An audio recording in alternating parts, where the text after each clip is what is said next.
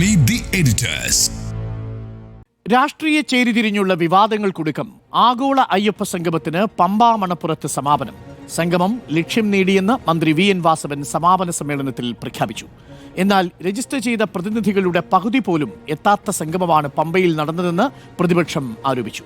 ഒപ്പം ദൂരവ്യാപക രാഷ്ട്രീയ ആരോപണങ്ങൾക്ക് വഴിയൊരുക്കുന്ന സംഭവവികാസങ്ങൾക്കും ആഗോള അയ്യപ്പ സംഗമവേദി സാക്ഷിയായി. ഉത്തുംഗരത്നമകുടം കുടിലാഗ്രകേശം ശാസ്താരം ഇഷ്ടവരദം ശരണം പ്രപദ്യേ. അങ്ങനെ കേരള ചരിത്രത്തിൽ ആദ്യമായി ഒരു ഇടതുപക്ഷ സർക്കാരിന്റെ കാർമ്മികത്വത്തിൽ നടന്ന പ്രൗഢഗംഭീരമായ ആഗോള അയ്യപ്പ സംഗമത്തിന് പമ്പയിൽ പരിസമാപ്തിയായി. രാവിലെ 10:21 മുഖ്യമന്ത്രി പിണറായി വിജയൻ നിലവിളക്ക് കൊളുത്തിയതോടെ തിരിതെളിഞ്ഞ സംഗമം വൈകിട്ടോടെ വിവിധ സെഷനുകളിലായി ഉയർന്നുവന്ന നിർദ്ദേശങ്ങൾ നടപ്പിലാക്കാൻ 18-അംഗ കമ്മിറ്റിയെ ചുമതലപ്പെടുത്തിയാണ് അവസാനിച്ചത്. രാജ്യത്തെ പരമോന്നത കോടതി വരെ കാണിച്ച പച്ചക്കൊടിയുടെ കരുത്തിലും പ്രബല സമുദായ സംഘടനകളായ NSSഉം SNDPയും KPMSഉം നൽകിയ പിന്തുണയിലും ആത്മവിശ്വാസത്തോടെയാണ് ഉദ്ഘാടന പ്രസംഗത്തിനായി മുഖ്യമന്ത്രി പിണറായി വിജയൻ വേദിയിൽ എണീറ്റുനിന്നത്. സംഗമം തടയാൻ സംഘപരിവാർ സംഘടനകളടക്കം നടത്തിയ നീക്കങ്ങളെ ഖേദകരമെന്ന് അടിവരയിട്ടും പ്രതിപക്ഷത്തെ വിമർശിച്ചും ശബരിമലയ്ക്കും ദേവസ്വം ബോർഡിനും സർക്കാർ നൽകിയ പണത്തിന്റെ കണക്കുകൾ എണ്ണിപ്പറഞ്ഞും രാഷ്ട്രീയം പ്രസംഗിച്ച പിണറായി വിജയൻ ശബരിമല മതാതീത ആത്മീയ കേന്ദ്രമാണെന്നും പറഞ്ഞുവെച്ചു. ശബരിമല വേർതിരിവുകൾക്കും ഭേദചിന്തകൾക്കും അതീതമായ മതാതീത ആത്മീയതയെ ഉദ്ഘോഷിക്കുന്ന ആരാധനാലയമാണ്. ദുർവ്യാഖ്യാനം ചെയ്ത് ഭിന്നിപ്പുണ്ടാക്കാൻ ചിലർ ശ്രമിക്കുന്നുണ്ടാവാം. അത് ശബരിമലയുടെ താല്പര്യത്തിലല്ല, ഭക്തജനങ്ങളുടെ താല്പര്യത്തിലുമല്ല. ഇരുതല മൂർച്ചയുള്ള രാഷ്ട്രീയ സമസ്യകൾക്കും ഇന്നത്തെ ആഗോള അയ്യപ്പ സംഗമം വേദിയായി. സംഗമത്തെ അഭിസംബോധന ചെയ്ത് യോഗി ആദിത്യനാഥ് എഴുതിയ കത്ത് CPIMന്റെ രാഷ്ട്രീയ സംഗമമെന്ന് വിമർശിച്ച BJP സംസ്ഥാന നേതൃത്വത്തെ വെട്ടിലാക്കി.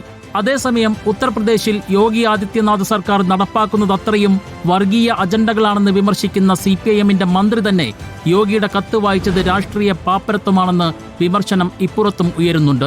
മുഖ്യമന്ത്രി പിണറായി വിജയൻ ഭക്തനാണെന്ന് SNDP general secretary Vellappally Natesan പറഞ്ഞു വെക്കുമ്പോൾ സംഗമത്തിലെ പിണറായിയുടെ സംസാരം കപടഭക്തന്റേതാണെന്നാണ് പ്രതിപക്ഷ നേതാവ് VD സതീശൻ വിമർശിച്ചത്.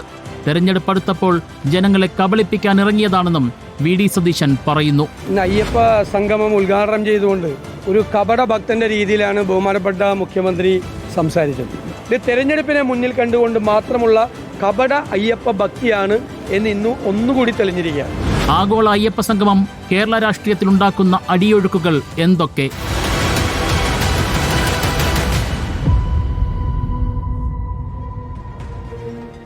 മതാതീതം എന്ന് തെളിയിച്ചോ എന്നാണ് ചോദ്യം.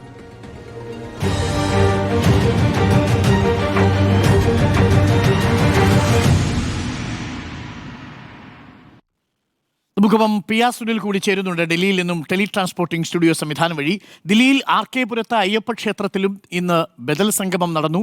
അതൊരു പ്രതിഷേധ സംഗമമല്ല, അത് വിശ്വാസികളുടെ ഭക്തജനങ്ങളുടെ സംഗമമാണ് എന്ന് പറയുന്നു. സംഗമത്തിൻ്റെ വിശേഷങ്ങൾ കൂടി PR സുനിൽ പങ്കുവയ്ക്കും. ഒപ്പം ചോദ്യം ഇതാണ്, ഒരു മതാതീത സംഗമമായി മാറിയോ, മതാതീതം എന്ന് തെളിയിച്ചു എന്നാണ്. PR സുനിൽ, എങ്ങനെയായിരുന്നു ദില്ലിയിലെ സംഗമം, ഒപ്പം പമ്പയിലെ തീരത്ത് നടന്ന സംഗമം? ഇത് രണ്ടും തമ്മിൽ നിങ്ങൾക്ക് താരതമ്യം ചെയ്യാൻ പറ്റില്ലെങ്കിൽ പോലും ഒരു ബദൽ സംഗമം എന്ന നിലയിലാണോ ദില്ലിയിലെ ഭക്തജനങ്ങൾ അവിടെ ഒത്തുകൂടിയത്?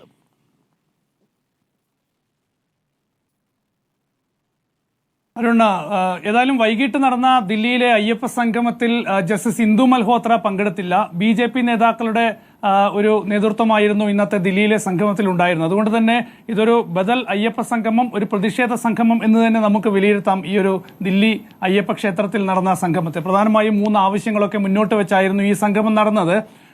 ഏതായാലും ഈ പ്രതീക്ഷിച്ച രീതിയിൽ 2500-3000 ആളുകളൊന്നും ദില്ലിയിലെ ഈ സംഗമത്തിൽ പങ്കെടുത്തുമില്ല. പക്ഷേ ഇങ്ങനെയൊരു സംഗമം ദില്ലിയിൽ നടത്തി. അത് തീർച്ചയായും കേരളത്തിൽ പമ്പയിൽ സംസ്ഥാന സർക്കാരിന്റെ നേതൃത്വത്തിൽ ദേവസ്വം ബോർഡ് വഴി ഇപ്പോൾ നടത്തിയ അയ്യപ്പ സംഗമത്തിന് ഒരു ബദലായി, ഒരു പ്രതിഷേധ സൂചകമായി നടത്തിയ ഒരു സംഗമം തന്നെയായിരുന്നു ദില്ലിയിലേത്. അതിപ്പോൾ പൂർത്തിയായിട്ടുണ്ട്. ഏതായാലും ഇന്ന് മതാതീത ഒരു സമ്മേളനം എന്നാണ് മുഖ്യമന്ത്രി പിണറായി വിജയൻ പറഞ്ഞത്. ശബരിമല എന്നത് മതാതീതമായ ഒരു ആരാധനാലയമാണ്. ഏത് മതസ്ഥർക്കും ശബരിമലയിലെത്തി ആരാധന നടത്താനുള്ള സ്വാതന്ത്ര്യമുണ്ട്. അതങ്ങനെ തന്നെ നിലനിൽക്കുന്ന ഒരു ആരാധനാലയമാണ്. ആ ഒരു സങ്കല്പം, ആ ഒരു ആശയം ഉയർത്തിപ്പിടിച്ചുകൊണ്ട് തന്നെയാണ് ഇന്ന് പമ്പയിൽ ഇങ്ങനെയൊരു സംഗമം നടത്തിയത്. ഏതായാലും ആ സംഗമം വലിയ വിജയമാണ് എന്ന് സർക്കാർ ഇപ്പോൾ അവകാശപ്പെടുന്നുണ്ട്. 4126 പ്രതിനിധികൾ പങ്കെടുത്തു എന്നാണ് ഇപ്പോൾ സർക്കാർ കണക്കുകൾ ചൂണ്ടിക്കാണിച്ചുകൊണ്ട് പറയുന്നത്. പക്ഷേ അത്രയും പേർ പങ്കെടുത്തിട്ടില്ല എന്ന പ്രതിപക്ഷ ആരോപണങ്ങൾ വളരെ ശക്തമായി നിലനിൽക്കുന്നുണ്ട്. ചെയറുകളൊക്കെ തന്നെ കാലിയായി കിടന്നു എന്നുള്ള പ്രതിപക്ഷ ആരോപണങ്ങളുണ്ട്. പക്ഷേ അതൊക്കെ മാറ്റിവെച്ചാൽ ഇങ്ങനെയൊരു സംഗമം നടത്താൻ സംസ്ഥാന സർക്കാരിന് ദേവസ്വം ബോർഡിലൂടെ കഴിഞ്ഞു എന്നത് വളരെ പ്രധാനപ്പെട്ട ഒരു വിഷയമാണ് എന്നാണ് ഞാൻ വിലയിരുത്തുന്നത്. കാരണം ഇങ്ങനെയൊരു സംഗമം നടത്തുമ്പോൾ നമ്മൾ കുറച്ച് വർഷങ്ങൾക്ക് മുൻപുള്ള സാഹചര്യങ്ങൾ കൂടി കാണണം. 2018 സുപ്രീം കോടതി വിധിയുണ്ടായി. യുവതി പ്രവേശനത്തിന് അനുകൂലമായി സുപ്രീം കോടതിയുടെ 5 അംഗ ഭരണഘടനാ ബെഞ്ചിന്റെ വിധി വന്നു. ആ വിധി നടപ്പാക്കാൻ സംസ്ഥാന സർക്കാർ ഉടൻ തീരുമാനമെടുത്തു. അതിനുള്ള നടപടികൾ തുടങ്ങി. പിന്നീട് സംഘർഷമായിരുന്നു. ആ വിധി നടപ്പാക്കുന്നതിൽ സംസ്ഥാന സർക്കാർ പരാജയപ്പെട്ടു. പിണറായി വിജയൻ സർക്കാർ പരാജയപ്പെട്ടു. പിന്നീട് ആ വിധി നടപ്പാക്കാനുള്ള തീരുമാനം തെറ്റായിപ്പോയി എന്ന് സർക്കാരിനും ഇടതുപക്ഷത്തിനും സമ്മതിക്കേണ്ടി വന്നു. 2019 ലോക്സഭാ തെരഞ്ഞെടുപ്പിൽ അതിന്റെ വലിയ പ്രഹരം ഇടതുപക്ഷത്തിന് ലഭിക്കുകയും ചെയ്തു. അവിടെ നിന്ന് അന്ന് ഉണ്ടായ ഏറ്റവും പ്രധാനപ്പെട്ട ആരോപണം എന്താണ്? ഇടതുപക്ഷം എന്നത്, കമ്മ്യൂണിസ്റ്റ് പാർട്ടികൾ എന്നത് വിശ്വാസത്തിനെതിരാണ്. അതായിരുന്നു പ്രധാനപ്പെട്ട ഏറ്റവും വലിയ ആരോപണം എന്നത്. അപ്പോൾ അത് മറികടന്നുകൊണ്ട് വിശ്വാസികൾക്കൊപ്പമാണ്, വിശ്വാസികളുടെ സ്വാതന്ത്ര്യത്തിനൊപ്പമാണ് ഇടതുപക്ഷ സർക്കാർ, കമ്മ്യൂണിസ്റ്റ് സർക്കാർ എന്ന ഒരു സന്ദേശം നൽകാൻ ഇന്ന് പമ്പയിലെ ഈ ഒരു സംഗമത്തിലൂടെ സർക്കാരിന് കഴിഞ്ഞിട്ടുണ്ട്. ആ ഒരു സന്ദേശം നൽകാൻ വേണ്ടി തന്നെയാണ് ഇങ്ങനെ ഒരു അയ്യപ്പ സംഗമം നടത്തിയതിന്റെ പ്രധാനപ്പെട്ട കാരണം എന്നാണ് ഞാൻ മനസ്സിലാക്കുന്നത്. ശബരിമല വികസനം മറ്റൊരു പ്രധാനപ്പെട്ട വിഷയമാണ്. 1300 കോടി രൂപയുടെ മാസ്റ്റർ പ്ലാൻ, അതുമായി ബന്ധപ്പെട്ട ചർച്ചകളൊക്കെ തന്നെ സമ്മേളനത്തിൽ ഉയർന്നു വന്നിട്ടുണ്ട്. അതിനായി ഒരു 18 അംഗ സമിതി ഈ സമ്മേളനത്തിൽ ഉയർന്നു വന്ന നിർദ്ദേശങ്ങൾ ക്രോഡീകരിച്ചുകൊണ്ട് ഒരു തീരുമാനമെടുക്കാനൊക്കെ തന്നെ രൂപീകരിച്ചിട്ടുണ്ട്. പക്ഷേ അതിനപ്പുറത്ത് ഈ സമ്മേളനം നൽകുന്ന വലിയൊരു രാഷ്ട്രീയ സന്ദേശമുണ്ട്.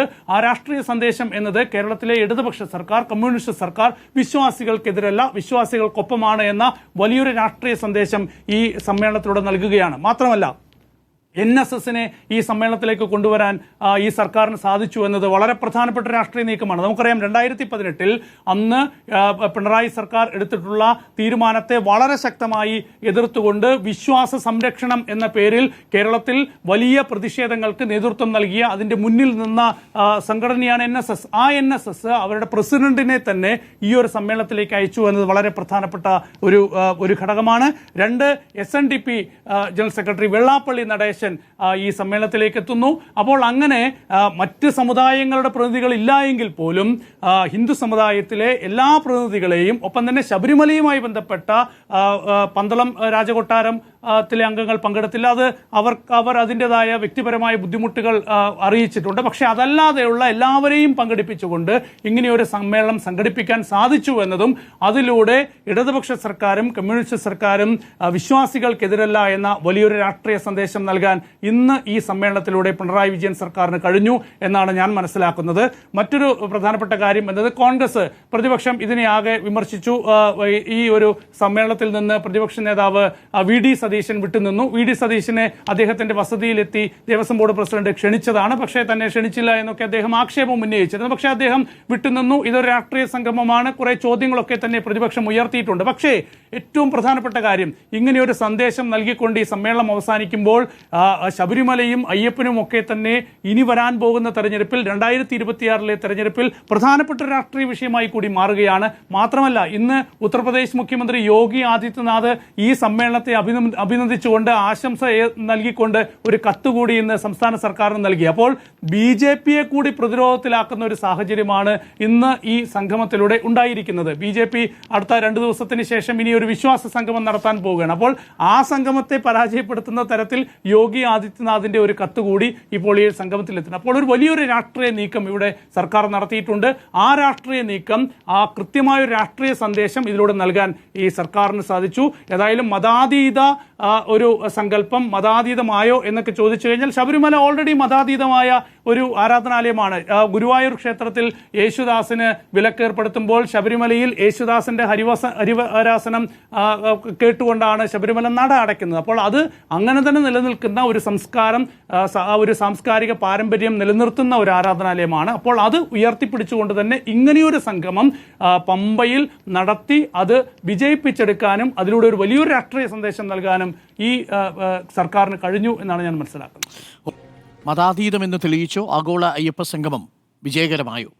ഈ ആഗോള അയ്യപ്പ സംഗമം നടത്തിയതിൽ രാഷ്ട്രീയമുണ്ട്, അതിനെ എതിർക്കുന്നവർക്കും രാഷ്ട്രീയമുണ്ട്. രാഷ്ട്രീയം എന്നുള്ളത് 2019 ലോക്സഭാ തെരഞ്ഞെടുപ്പിൽ പറ്റിയ അബദ്ധം എന്ന് കരുതുന്ന കാര്യം തിരുത്തുക, അതിൽ നിന്നും ഞങ്ങൾ നിലപാട് മാറ്റിയിരിക്കുന്നു എന്ന് ഇവിടുത്തെ ഹിന്ദു സമൂഹത്തെ ബോധ്യപ്പെടുത്താൻ നടത്തിയ ഒരു ആഗോള അയ്യപ്പ സംഗമമാണ്. ഇനി മതാതീതം എന്ന് പറയുമ്പോൾ എല്ലാ മതസ്ഥരെയും ചേർത്തുകൊണ്ടാണല്ലോ മതാതീതം എന്ന് ഉദ്ദേശിക്കുന്നത്. അപ്പോൾ മതാതീതം എന്ന് പറഞ്ഞുകൊണ്ട് അദ്ദേഹം നടത്തിയ പ്രസംഗം ശ്രദ്ധേയമായ പ്രസംഗമായിരുന്നു. അതിൽ പ്രധാനപ്പെട്ട കാര്യം ഭഗവത്ഗീതയിലെ 12-ാം അധ്യായം അദ്ദേഹം ഉദ്ധരിച്ചു എന്നുള്ളതാണ്. അതിൽ പറയുന്നു, ഒന്നിനെയും ദ്വേഷിക്കുന്നവനും എല്ലാത്തിനും മിത്രമായിരിക്കുന്നവനും എല്ലാവരിലും ദയ ഉണ്ടാവാനും സുഖദുഃഖങ്ങളിൽ ഭാവഭേദമില്ലാത്തവനും എന്തും സഹിക്കുന്നവനുമാണ് യഥാർത്ഥ ഭക്തൻ എന്ന് പറയുന്നു. അപ്പോൾ എല്ലാവരെയും ദ്വേഷിക്കാത്ത ഒരാളുമായിട്ടല്ല, ഇതര മതസ്ഥരെ ദ്വേഷിക്കുന്ന, വർഗീയ പ്രസംഗങ്ങൾ നടത്തുന്ന, വിദ്വേഷം വിതറുന്ന പ്രസംഗങ്ങൾ നടത്തുന്ന, പ്രതികരണങ്ങൾ നടത്തുന്ന വെള്ളാപ്പള്ളി നടേശൻ, അദ്ദേഹം SNDP യോഗം ജനറൽ സെക്രട്ടറി എന്ന നിലയ്ക്ക് ഈ പരിപാടിയിൽ പങ്കെടുക്കുന്നു, ക്ഷണിക്കുന്നു, അതിലൊന്നും തെറ്റു പറയാൻ വയ്യ. പക്ഷേ അദ്ദേഹത്തെ സ്വന്തം വാഹനത്തിൽ, ഔദ്യോഗിക വാഹനത്തിൽ തൻ്റെ വലതുവശത്ത് ഇരുത്തിക്കൊണ്ട് ഒന്നിച്ച് വന്നിറങ്ങുന്നത് ഒരു മെസ്സേജാണ്. അപ്പോൾ വെള്ളാപ്പള്ളി നടേശൻ വഴി SNDP യോഗത്തിൻ്റെ അല്ലെങ്കിൽ ഈഴവ വിഭാഗത്തിന് മുഴുവൻ വോട്ടും ലഭിക്കും എന്നുള്ള വിശ്വാസത്തിലായിരിക്കണം ഒരുപക്ഷെ അദ്ദേഹം അത് ചെയ്തത്. പക്ഷേ അതിനുശേഷം അദ്ദേഹം നടത്തിയ പ്രസംഗമുണ്ടല്ലോ, ആ പ്രസംഗത്തിനോട് ചേർന്ന് പോകുന്നില്ല ആ ചെയ്തി. അപ്പോൾ പ്രസംഗത്തെ അന്വർത്ഥമാക്കുകയാണോ ആ ചെയ്തി എന്നൊരു ചോദ്യം അവിടെ നിൽക്കുന്നു. രണ്ടാമത്തത് VN വാസവൻ നടത്തിയ പ്രസംഗമാണ്. VN വാസവൻ വിവിധ സംസ്ഥാനങ്ങളിലെ മുഖ്യമന്ത്രിമാരെയും മന്ത്രിമാരെയൊക്കെ ക്ഷണിച്ചിരുന്നു. തമിഴ്നാട്ടിൽ നിന്ന് 2 മന്ത്രിമാരാണ് വന്നത്, സ്റ്റാലിൻ വന്നില്ല. മറ്റ് സംസ്ഥാനങ്ങളിൽ നിന്നും ഒരു മുഖ്യമന്ത്രിമാരും വന്നിട്ടില്ല. വരാതിരുന്ന പലരുമുണ്ട്, സന്ദേശങ്ങൾ അയച്ച പലരുമുണ്ടെന്ന് പറയുന്നു. പക്ഷേ ഇതിൽ യോഗി ആദിത്യനാഥിൻ്റെ സന്ദേശം മാത്രം അത് അവിടെ വായിക്കുന്നു. യോഗി ആദിത്യനാഥിൻ്റെ സന്ദേശം അവിടെ വായിക്കുന്നു. അതിനുശേഷം പുറത്ത് ഒരു മാധ്യമത്തിന് നൽകിയ പ്രത്യേക അഭിമുഖത്തിൽ ഞാൻ കണ്ടു. ആ സന്ദേശം മനോഹരമായ സന്ദേശം എന്നാണ് അദ്ദേഹം അതിനെ വിശേഷിപ്പിക്കുന്നത്. അപ്പോൾ യോഗി ആദിത്യനാഥ് എന്ന് പറയുന്ന ഇതേപോലെ വർഗീയ പ്രസംഗങ്ങൾ വഴി കുപ്രസിദ്ധി നേടിയ, അല്ലെങ്കിൽ മുസ്ലിം ന്യൂനപക്ഷത്തെ ഇല്ലാതാക്കണമെന്ന് തന്നെ പറയുന്ന, അവരും ഞങ്ങളും എന്ന് പറയുന്ന, 100 മുസ്ലിങ്ങൾക്കിടയിൽ 50 ഹിന്ദുക്കൾക്ക് ജീവിക്കാൻ കഴിയില്ല എന്ന് പറയുന്ന ആ വർഗീയവാദിയെ ഈ പരിപാടിയിലേക്ക് ക്ഷണിച്ചതുവഴി എന്ത് സന്ദേശമാണ് നൽകുന്നത്? നേരത്തെ സുനിൽ പറഞ്ഞു വിയോജിക്കുകയാണ്. സുനിൽ പറഞ്ഞത് BJPക്ക് ഒരു അടിയായിരുന്നു. ഒരു തരത്തിൽ വേണമെങ്കിൽ അങ്ങനെ വ്യാഖ്യാനിക്കാം, BJPക്ക് അടിയാവുന്നു. കാരണം BJPയുടെ ബദൽ പരിപാടി നടത്താൻ നോക്കുമ്പോൾ അവിടെ എങ്ങനെയാണ് യോഗി ആദിത്യനാഥിൻ്റെ സന്ദേശം വരിക എന്ന് വേണമെങ്കിൽ പറയാം. പക്ഷെ ഇത് പറയുന്നത് ഇവിടെ പറയുന്ന BJPയോട് മാത്രമല്ലല്ലോ, പൊതുജനത്തോടാണല്ലോ. മതാതീതം എന്ന് പറയുമ്പോൾ മതത്തിനെ അടിസ്ഥാനപ്പെടുത്തിയല്ല, പൊതുജനത്തോടാണ് സംസാരിക്കുന്നത്. അതിൽ എല്ലാ മതവിഭാഗത്തിൽപ്പെട്ടവരുമുണ്ട്. അപ്പോൾ ഇത് പർട്ടിക്കുലർലി ഒരു വിഭാഗത്തോട് മാത്രമായിട്ടുള്ള സന്ദേശമാണോ ഈ ആഗോള അയ്യപ്പ സംഗമത്തിൽ മുഖ്യമന്ത്രി നൽകിയത്? പക്ഷേ ആ പ്രസംഗത്തിൽ അങ്ങനെ ആയിരുന്നില്ലല്ലോ. ആ പ്രസംഗവും ചെയ്തിയും പ്രവൃത്തിയും പ്രസംഗവും തമ്മിൽ ചേർന്ന് പോകുന്നില്ല എന്നുള്ളതാണ് എൻ്റെ ഒരു മനസ്സിലാക്കൽ. അതിന് ദീർഘമായ പ്രസംഗത്തിൽ ശ്രദ്ധേയമായ ഒരു കാര്യമുണ്ട്. ഇവിടെ BJP ആവർത്തിച്ച് പറഞ്ഞുകൊണ്ടിരിക്കുന്ന, ഇവിടെ ക്ഷേത്രങ്ങൾ കട്ട് തിന്നുന്നു സർക്കാർ എന്ന് പറയുന്നതിന് കൃത്യമായ മറുപടി നൽകിയിട്ടുണ്ട്. ഇവിടെ അന്തിത്തിരി കത്തിക്കാൻ പറ്റാത്ത ക്ഷേത്രങ്ങൾ ദേവസ്വം വഴി എങ്ങനെയാണ് അവരുടെ ജീവിതം മെച്ചപ്പെടുത്തുന്നത്? അതിനുവേണ്ടി ദേവസ്വം ബോർഡ് ഏത് തരത്തിൽ പ്രവർത്തിക്കുന്നു? ദേവസ്വം ബോർഡിന് സർക്കാർ കൊടുക്കുന്ന തുക, അതുപോലെ ശബരിമലയ്ക്ക് വേണ്ടിയിട്ട് ചെലവഴിച്ചിരിക്കുന്ന തുക, ഇനി ചെലവഴിക്കാനുള്ള തുക, കേന്ദ്രം നൽകേണ്ട കോടികൾ, ശബരിമല മാസ്റ്റർ പ്ലാനുമായി ബന്ധപ്പെട്ട് ഏതുവരെ എത്തി നിൽക്കുന്നു എന്നുള്ള കാര്യങ്ങൾ, വികസനവുമായി ബന്ധപ്പെട്ടുള്ള ആലോചനകൾ, ഇതൊക്കെ തന്നെയും മുഖ്യമന്ത്രി പ്രധാനമായും പ്രസംഗത്തിൽ പറയുന്നുണ്ട്. ഈ പറയുന്ന ആളുകളുടെ എണ്ണവുമായി ബന്ധപ്പെട്ടാണ് അടുത്തൊരു വിവാദം വരുന്നത്. 600 ചില്ലാനം ആളുകളെ വന്നിട്ടുള്ളൂ എന്ന് ചില മാധ്യമങ്ങളും റിപ്പോർട്ട് ചെയ്യുന്നു. നമ്മൾ ഈ പറഞ്ഞ അവർ നൽകിയ കണക്ക്, അതായത് രജിസ്റ്റർ ചെയ്ത കണക്കനുസരിച്ച് 3000-ഓളം പ്ലസ് 500 വിശിഷ്ടാതിഥികളുമാണ്. പക്ഷേ മുഖ്യമന്ത്രിയുടെ പ്രസംഗം നടക്കുമ്പോൾ തന്നെ നമ്മൾ ഒഴിഞ്ഞ കസേരകൾ അവിടെ കാണുന്നുണ്ട്. ഈ 3000 ഇരുന്നിട്ടും ഒഴിഞ്ഞ കസേരകളാണോ എന്നുള്ള ചോദ്യം അവിടെ നിൽക്കുന്നു. പരിപാടി ഈ പറഞ്ഞ പോലെ ഇപ്പോൾ ഉള്ള ആലോചനയല്ല, കുറേ കാലമായി ആലോചിച്ചുകൊണ്ടിരിക്കുന്നതാണെന്ന് പറയുന്നു. അത് മുഖ്യമന്ത്രി പറയുമ്പോൾ 2019 തൊട്ട് ആലോചിക്കുന്നതാണോ എന്ന് വേണമെങ്കിൽ കരുതേണ്ടി വരും. അങ്ങനെ ആലോചനയിൽ നടപ്പാക്കിയ പരിപാടിക്ക് അത്രത്തോളം ആളുകളെ എത്തിക്കാനായ ഒരു ചോദ്യം അവിടെ നിൽക്കുന്നു. ഇനി അവിടെ എത്തിച്ചിരിക്കുന്ന ഇത്രയും ഒരു സർക്കാരിന് വേണമെങ്കിൽ ഇപ്പോൾ ശബരിമലയുടെ വികസനവുമായി ബന്ധപ്പെട്ട പരിപാടികൾ നടപ്പാക്കാം. ദേവസ്വമാണ് പരിപാടി നടത്തുന്നത് എന്ന് ആവർത്തിച്ച് പറയുമ്പോഴും സർക്കാരാണ് അതിൽ ചെയ്യുന്നത്. അതിൽ തെറ്റൊന്നുമില്ല. സർക്കാരും ദേവസ്വം ബോർഡും കൂടി ഒരു പരിപാടി നടത്തുമ്പോൾ ഇങ്ങനെ ഒരു പരിപാടിയുടെ ആവശ്യമുണ്ടോ ശബരിമല വികസനത്തിന് എന്നൊരു ചോദ്യമുണ്ട്. ഈ പറയുന്ന ഇവരിൽ നിന്നൊക്കെ അഭിപ്രായം തേടുവാൻ വേണ്ടിയിട്ടാണെന്ന് പറയുമ്പോൾ ഈ പറയുന്നവർക്ക് സംസാരിക്കാൻ സമയമില്ലല്ലോ. ഉച്ചയോടെ പരിപാടി അവസാനിക്കുകയാണല്ലോ, പിന്നീട് അവിടെ സംഗീത പരിപാടിയാണല്ലോ. അപ്പോൾ ഇവർക്കൊക്കെ പറയാനുള്ള കാര്യങ്ങൾ പറയാൻ പറ്റുന്നില്ല. പിന്നീട് ഇപ്പോൾ ഒരു സമിതി രൂപീകരിച്ച് അവരിൽ നിന്നും വിവരങ്ങൾ തേടും. ആ സമിതി നിർദ്ദേശങ്ങൾ അടുത്ത സമിതിക്ക് സമർപ്പിക്കുമെന്നൊക്കെയുള്ള പറയുന്നുണ്ട്. ശരി, ഇതൊക്കെയാണ്. പക്ഷേ ആത്യന്തികമായി ഈ പരിപാടി നടത്തിയിരിക്കുന്നത് ഞങ്ങൾ ഹിന്ദു മതത്തിനെതിരല്ല, ഹിന്ദു വിശ്വാസത്തിനെതിരല്ല എന്നുള്ളതാണ്. അപ്പോൾ ഈ യഥാർത്ഥ വിശ്വാസികൾ ആരാണ് എന്ന് മുഖ്യമന്ത്രി ആവർത്തിച്ച് പറയുമ്പോൾ അന്ന് ശബരിമലയിലേക്ക് സുപ്രീം കോടതി ഉത്തരവ് പ്രകാരം കയറ്റിവിട്ട സ്ത്രീകൾ യഥാർത്ഥ വിശ്വാസികളല്ല എന്ന് അവരോടാണോ പറയുന്നത്, അതോ ഇപ്പോൾ ബദൽ സംഗമം നടത്താൻ ഉദ്ദേശിക്കുന്ന സംഘപരിവാറിനോടാണോ പറയുന്നത് എന്ന ചോദ്യം അവിടെ നിൽക്കുന്നു. സംഘപരിവാർ ഇപ്പോൾ ഏതായാലും ഡൽഹിയിൽ നിന്ന് നടത്തിയിരിക്കുന്ന പരിപാടി അവർ ഉദ്ദേശിച്ച പോലെ നടപ്പാക്കാനായിട്ടുള്ള അതിനെ ഇന്ദു മൽഹോത്രയെ അതിൽ വിധിയിൽ വിയോജിപ്പ് രേഖപ്പെടുത്തി ഇന്ദു മൽഹോത്രയെ കൊണ്ട് ഉദ്ഘാടനം ചെയ്യിക്കാനിരുന്നു. പക്ഷേ അവർ എത്തിയിട്ടില്ല. പക്ഷേ ബദൽ പരിപാടി എന്ന് പറയാൻ പോകുന്ന മറ്റന്നാൾ നടക്കാൻ പോകുന്ന പരിപാടിയാണ് പന്തളത്ത് ഈ സംഘപരിവാർ സംഘടനകളോട് യോജിക്കുന്ന ആളുകൾ ആ നിലയ്ക്ക് അവർ അതൊരു വലിയ പരിപാടിയാക്കും. പക്ഷേ ഇപ്പോൾ ഈ പറയുന്ന എപ്പോഴും 2 വള്ളത്തിൽ കാല് വെക്കുന്ന വെള്ളാപ്പള്ളി നടേശൻ അദ്ദേഹം പങ്കെടുക്കില്ല എന്ന് പറയുന്നു. പക്ഷേ അദ്ദേഹം ഒരു പ്രതിനിധി അയക്കുമോ എന്നുള്ളതാണ് അറിയേണ്ടത്. ബദൽ സംഗമമല്ല എന്ന് പറഞ്ഞു കഴിഞ്ഞാൽ അയക്കുന്നതിൽ തെറ്റും ഉണ്ടാവില്ലല്ലോ. ബദൽ സംഗമം എന്ന് ആദ്യം പറഞ്ഞു, ഇപ്പോൾ ബദൽ സംഗമം എന്ന് പറയുന്നില്ല. കാരണം ബദൽ സംഗമം എന്ന് പറഞ്ഞു കഴിഞ്ഞാൽ അത് ഇനി വിശ്വാസികൾക്ക് ഇനി അതിൻ്റെ പേരിൽ ഞങ്ങളോട് എതിർപ്പായാലോ? അപ്പോൾ എല്ലാം വോട്ടാണ് അടിസ്ഥാനപരമായി. അപ്പോൾ ഈ സംഗമം ജയിച്ചു എന്ന് പറയണമെങ്കിൽ തദ്ദേശ തെരഞ്ഞെടുപ്പ് കഴിയണം, നിയമസഭാ തെരഞ്ഞെടുപ്പ് കഴിയണം. അപ്പോൾ അതിൽ വിജയിക്കുകയാണെങ്കിൽ ശരി, സംഗമത്തിൽ ഞങ്ങൾ ഉദ്ദേശിച്ച കാര്യം നടപ്പായി എന്ന് പറയാം. ഏതായാലും ഗീതയെ ഉദ്ധരിച്ചുകൊണ്ട് മുഖ്യമന്ത്രി പിണറായി വിജയൻ, ഒരു കമ്മ്യൂണിസ്റ്റ് മുഖ്യമന്ത്രി, ഇത്രയും വാചകങ്ങളൊക്കെ പറഞ്ഞത് എന്തായാലും ഒരു കൗതുകമായി എന്നുള്ളതാണ്. മതാതീതം തന്നെയാണ് ശബരിമല എന്ന് എല്ലാ കാലത്തും തെളിയിക്കപ്പെട്ടിട്ടുള്ളതാണ്. അക്കാര്യത്തിൽ ഒരു സംശയവും വേണ്ട. ശബരിമലയിലേക്ക് പോകുന്ന ചിലരെങ്കിലും മധ്യ തിരുവിതാംകൂറിൽ നിന്ന് വന്ന് ആർത്തുങ്കൽ പള്ളി എന്ന് പറയുന്ന ക്രൈസ്തവാരാധനാലയത്തിൽ കാണിക്കയിട്ട് എരുമേലിയിൽ പേട്ടതുള്ളി ശബരിമലയിലെത്തി വാവർ എന്ന ഇസ്ലാമിൻ്റെ നടയുടെ മുന്നിലൂടെ പോയി ശബരിമലയിൽ ദർശനം നടത്തി അത് നീയാകുന്നു എന്ന തത്വമസി എന്ന പൊരുളും ഉൾക്കൊണ്ട് തിരിച്ച് അയ്യനായി തിരിച്ചിറങ്ങുന്നതാണ് ശബരിമലയുടെ പ്രസക്തി. ഇതിനെ ഞാൻ നേരത്തെയുള്ള ചർച്ചയിൽ പറഞ്ഞിരിക്കുന്നത് പോലെ റിലീജിയസ് സിൻക്രൈറ്റൈസേഷൻ എന്ന് പറയും. വ്യത്യസ്ത മതവിഭാഗങ്ങളിൽപ്പെട്ടവർ ഒരുമിച്ച് കൂടുന്ന ഒരു ആരാധനാലയം എന്ന രീതിയിൽ ലോക പ്രശസ്തി ആർജിക്കേണ്ട, ഒരുപക്ഷെ ലോകത്തിന് തന്നെ മാതൃകയാകേണ്ട ഒരു ആരാധനാലയമാണ് ശബരിമല എന്ന് പറയുന്നത്. ഹിന്ദുമതത്തിലെ ഏറ്റവും പ്രധാനമായിട്ടുള്ള ആശയദർശനമായി പറയുന്നത് ഏകം സദ്വിപ്ര ബഹുദാവദന്തി എന്നുള്ളതാണ്. സത്യം ഒന്നേയുള്ളൂ, അതിനെ പല പേരുകളിൽ വിളിക്കുന്നു എന്നർത്ഥം. സർവമത സമഭാവ് എന്നതാണ് അടിസ്ഥാനമായി ഹിന്ദു എന്ന ആശയത്തിൻ്റെ പൊരുൾ എന്ന് പറയുന്നത്. പിന്നീട് ഇതിനെ മതവൽക്കരിക്കുകയും പിന്നീട് ഇതിനെ രാഷ്ട്രീയവൽക്കരിക്കുകയും ചെയ്തപ്പോൾ അതിനെ വർഗീയമായി ഉപയോഗിക്കാൻ തുടങ്ങി എന്നതാണ് ഏറ്റവും വലിയ ദുർഗതി. എന്നാൽ ഇവിടെ ശബരിമല നമ്മുടെ മുന്നിൽ നിൽക്കുന്നത് മതാതീതമായ ഒരു ആത്മീയ കേന്ദ്രം എന്ന നിലയിലാണ്. അത് ലോകമെമ്പാടും അറിയപ്പെടണം എന്നുള്ളതാണ് എൻ്റെയും ആഗ്രഹം. ഒരു മലയാളി എന്ന നിലയിൽ, ഒരു പൗരൻ എന്ന നിലയിൽ ആ ആഗ്രഹം ഞാൻ പ്രകടിപ്പിക്കുക കൂടി ചെയ്യുന്നു. പ്രിയപ്പെട്ട പ്രേക്ഷകരെ, യഥാർത്ഥത്തിൽ ഇന്നവിടെ സംഭവിച്ചത് എന്താണ്? ആഗോള അയ്യപ്പ സംഗമവുമായി ബന്ധപ്പെട്ടുകൊണ്ട് നേരത്തെ ഉയർന്നിരിക്കുന്ന ഒരുപാട് നുണകളെ ഇന്ന് പൊളിച്ചു കളഞ്ഞിരിക്കുന്നു എന്നതാണ് യാഥാർത്ഥ്യം. എത്രയെത്ര നുണകളാണ് ആഗോള അയ്യപ്പ സംഗമവുമായി നമ്മൾ കേട്ടത്. അതിൽ ഏറ്റവും ഒടുവിൽ വന്ന കള്ളമാണ് ഈ പരിപാടിയിൽ പങ്കെടുത്തിരിക്കുന്നത് കേവലം 600-ലേറെ ആളുകൾ മാത്രമാണ് എന്നുള്ള വലിയ പ്രചരണം. വലിയ പങ്കാളിത്തമൊന്നും ഇതിലുണ്ടായിട്ടില്ല. പങ്കാളിത്തം കുറഞ്ഞു പോയതുകൊണ്ട് ആഗോള അയ്യപ്പ സംഗമം പരാജയപ്പെട്ടിരിക്കുന്നു എന്നതാണ്. പ്രിയപ്പെട്ട പ്രേക്ഷകരെ, ആളെണ്ണം കൊണ്ട് മാത്രമല്ല ആഗോള അയ്യപ്പ സംഗമം വിജയിക്കുന്നത് എന്നാണ് എൻ്റെ ടേക്ക്. പക്ഷേ എങ്കിലും ആ കണക്കുകൾ നമുക്കൊന്ന് പരിശോധിക്കാം.